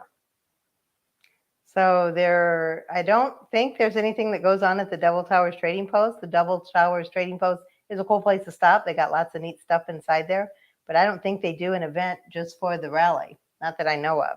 No. They may, that I don't know Parking about. lot's too small to have anything going on out there. Nope. No Laconia this year. So yeah, there's nothing that I know going on, unless somebody had a meetup or something. Like we did that. When we rode out there last year, that was one of our destinations, was the trading post there, right outside, and we stopped out there after that, and we all met up there, and because they don't even have a restaurant inside. They had a food truck outside, and most of the inside was just a store. And they had ice cream. Remember, everybody got ice cream there, but me. I don't know. They had ice cream issues, huh? They didn't have chocolate for you? No, I don't know. I kept saying it. Everybody's getting ice cream. Get ice cream. Get ice cream. You said you weren't standing in that line. You could have said, I'll go stand in line. I did. Anyway. Took your cents and paid for it. There you go. Say goodnight. How many's on? 70. That's a lot of people. We're not like the monkey man that stays on for 5 or 6 hours. I don't know how he does that. 2 hours is plenty long for me. Yeah, we still got to go eat dinner. We haven't had nothing to eat for dinner. She's sitting too long. Yes, I've gotten up once. Yep, somebody else wrote you. George. Oh, George. I always want to say Georgia the jungle. Watch out for that tree. Always busy, lots of folks hanging out, which is true. But I don't think they have like a special event going on there. But it's a cool place to stop. Yeah. And it's usually when we went there on our ride on Wednesday, that parking lot was crowded. Yeah. We parked at the last row of that on a Wednesday afternoon. And there was people, because their parking lot is not flat, FYI. Remember that one lady? She was having a hard time getting out. And it's kind of asphalt / rocks. And there's KOA next door to it, across the street from that. And but yeah, I don't know. I think somebody did a meet and greet last year out there, thinking of that they had something going on, that they met out there. Because you can go, because I noticed if on the right, if you're standing in the parking lot looking at the building, over to the right is where that little food truck was at. And there was a little patio there. And then over the hill, there was a bunch of people down there in that grass. I don't know what they were doing. But you know what we never did find out about Laconia is if that Castle in the Clouds was going to do something. Oh, yeah. Don't know. Life for Nave, it says, are you two going to do another video update on your new building before you get back on the road again? Probably. We're hoping. We got the electrical box in. That's all wired up. I got it on this morning. No fuses in it, but no breakers in it yet. Don't touch anything metal in an electric box. She's supposed to be masking the box and stuck her hand in there and got zapped. I said, you're not supposed to touch the shiny chrome things. I stuck my hand in there a dozen times. I don't know. I never touched it before, but that time I touched it. So we got that. I'm going to try to talk. We're hoping. Right now it's 105 freaking degrees outside. It's hotter today than it was supposed to get. And up in 90 miles away, it's going to be 80 degrees in Vegas. We're usually about the same temperature they are. It's supposed to be Wednesday or Thursday of this week. It's supposed to get into the high 90s to where it would be a little bit more better in the morning. More better? So I'm hoping that the in-law is going to help me finish the bathroom. not finished, but get the walls all up so I can get the plumbing in. So I got a lot of stuff to do. We're hoping to get the coat of paint on it because I'd like to get it's not perfect. It's as good as I'm going to get. I ran out of my help. They all kind of flaked on me and decided, I guess that's too much for them to sand. I got out there with a jitterbug and I've got it about as good as I'm going to get. It's a freaking garage. And plus there's going to be stuff hanging on the wall. One of the walls, we're going to put probably a brick finish on it. One wall we're painting green to have a green screen that's already there. One wall we're going to probably paint a dark blue. That's supposed to be a good YouTube color if you're doing a video in. The other side's going to just stay white. We're going to have banners and stuff in there. We're going to have metal signs that we're going to have put in there that's going to show you the best Harley dealers that we recommend, that we highly recommend, that either they take care of the customers or they sell at manufacturer's list price or there's something good about them. And then what we do is if you have a dealer that we recommend, you have trouble with them, you contact us and then we contact them. And so we have a handful that we highly recommend. And then we have another one. We're going to put all of our YouTube friends that we have. We're going to give a sticker wall for them. It's going to be a chrome thing that we have on the wall, and all their little stickers get to be put on the wall. And just kind of support others and support our dealers. Plus, we got some flags and stuff. I got a Indian Sturgis flag I want to hang up inside. It's too nice to hang on the outside of the garage, our outside walls. And we still got to do all that too. None of that. So we're hoping that Rod is going to come out and help me in October, put in the furnace and the air conditioner. That's why we're trying to get all the electric and all that done. So when he gets there, we're hoping by September we get back that we'll be able to get a lot of that done. And then he'll come out in October, help me get the furnace, the air conditioner, and all that set up for next year. And I can do the split unit by myself without no trouble. And I want to kind of get we got a TV mount we're going to put inside the office so we can kind of like the Monkey Man's got, where I finally figured out that that's the key. You got to kind of have it at an angle. But if we have the lights on us, we have lights on us now. You don't see that. We had it behind us one time and it was really. We were dark and light and dark because every time the picture changed. So then I figured out with the Monkey, when he has his TV's kind of turned away from him. So it's kind of like you don't get that light off of it when it changes the pictures and stuff. And I like that he does that. It's kind of neat. And we got a lot of stuff like that, or that I like. We have tons and tons of pictures and stuff that would be neat to put up of that. And then a lot of you guys that we've met and stuff to show you guys on a thing. Be kind of neat. And so we're going to mount that in there. We haven't got a lift yet. We're still figuring on that yet. I have not justified that yet. I've really been looking at the Harbor Freight. They had it on sale this week for $4.99, but I don't know if I really want to buy a Harbor Freight one. But I can't really justify a $1,500 to $2,000 one right now, so we're still idling on that. So we got a lot of stuff to still finish inside. Got to put a fan up. The cargo guy wants to know if we want to come out and look at his trailers tomorrow. Storage unit. Which guy's storage? The guy that Chris told you about? Mm-mm.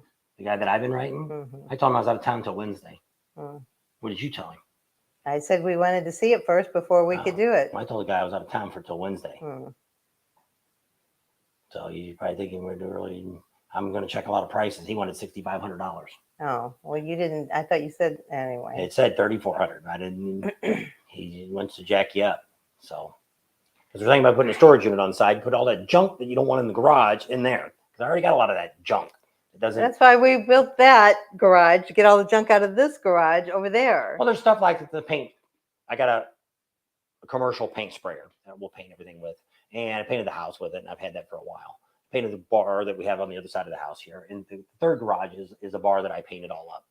And so that I don't need that in the garage. It'd be great to sit out there in that shed. And we have behind us here, I've got 3 ATVs that I bought for the kids. 2 of them are Chinese and one's Polaris that I'm going to sell here real soon. And because they don't ever ride them. And one's a 600. Yeah, that thing's fast. They pull the wheel off, kill you. And the other one's off. The other one's about 100, like 100s or 90 cc's or whatever they are. The other little kid ones. And so I'm going to sell those, get rid of those. But right now, you could just stick them in that shed and get them off the back patio. Right now, they're under a cover and tarp. So there's stuff like that. And there's just a lot of junk that you just don't use. Like I got a wheelbarrow. See, to drag it back here and shove it back in. We got a shed in the back here that has miscellaneous stuff in it. But it could just to put that junk that you don't use daily. I got enough stuff. I got welders and all this stuff that I still got to drag over there. And we bought a table that we're going to use it as a talking table. We're going to do a lot of our videos over there when we start doing them. And so pretty exciting. Lots of things on the agenda. Just not enough time to get it all done. That's why I said I with working on the shop, I don't have time to do the videos. to do videos. You do the videos in the afternoon and do the shop stuff in the morning. That's a long day. You get up at 5:30. Long day. Somebody takes a nap. Well, the first day I got too damn hot. I thought I was going to die of heat stroke. My head was pounding. I was getting, what do they call that? Heat stroke? Yeah, that's the symptoms. Something I didn't see was the stars yet, but I got a really bad headache.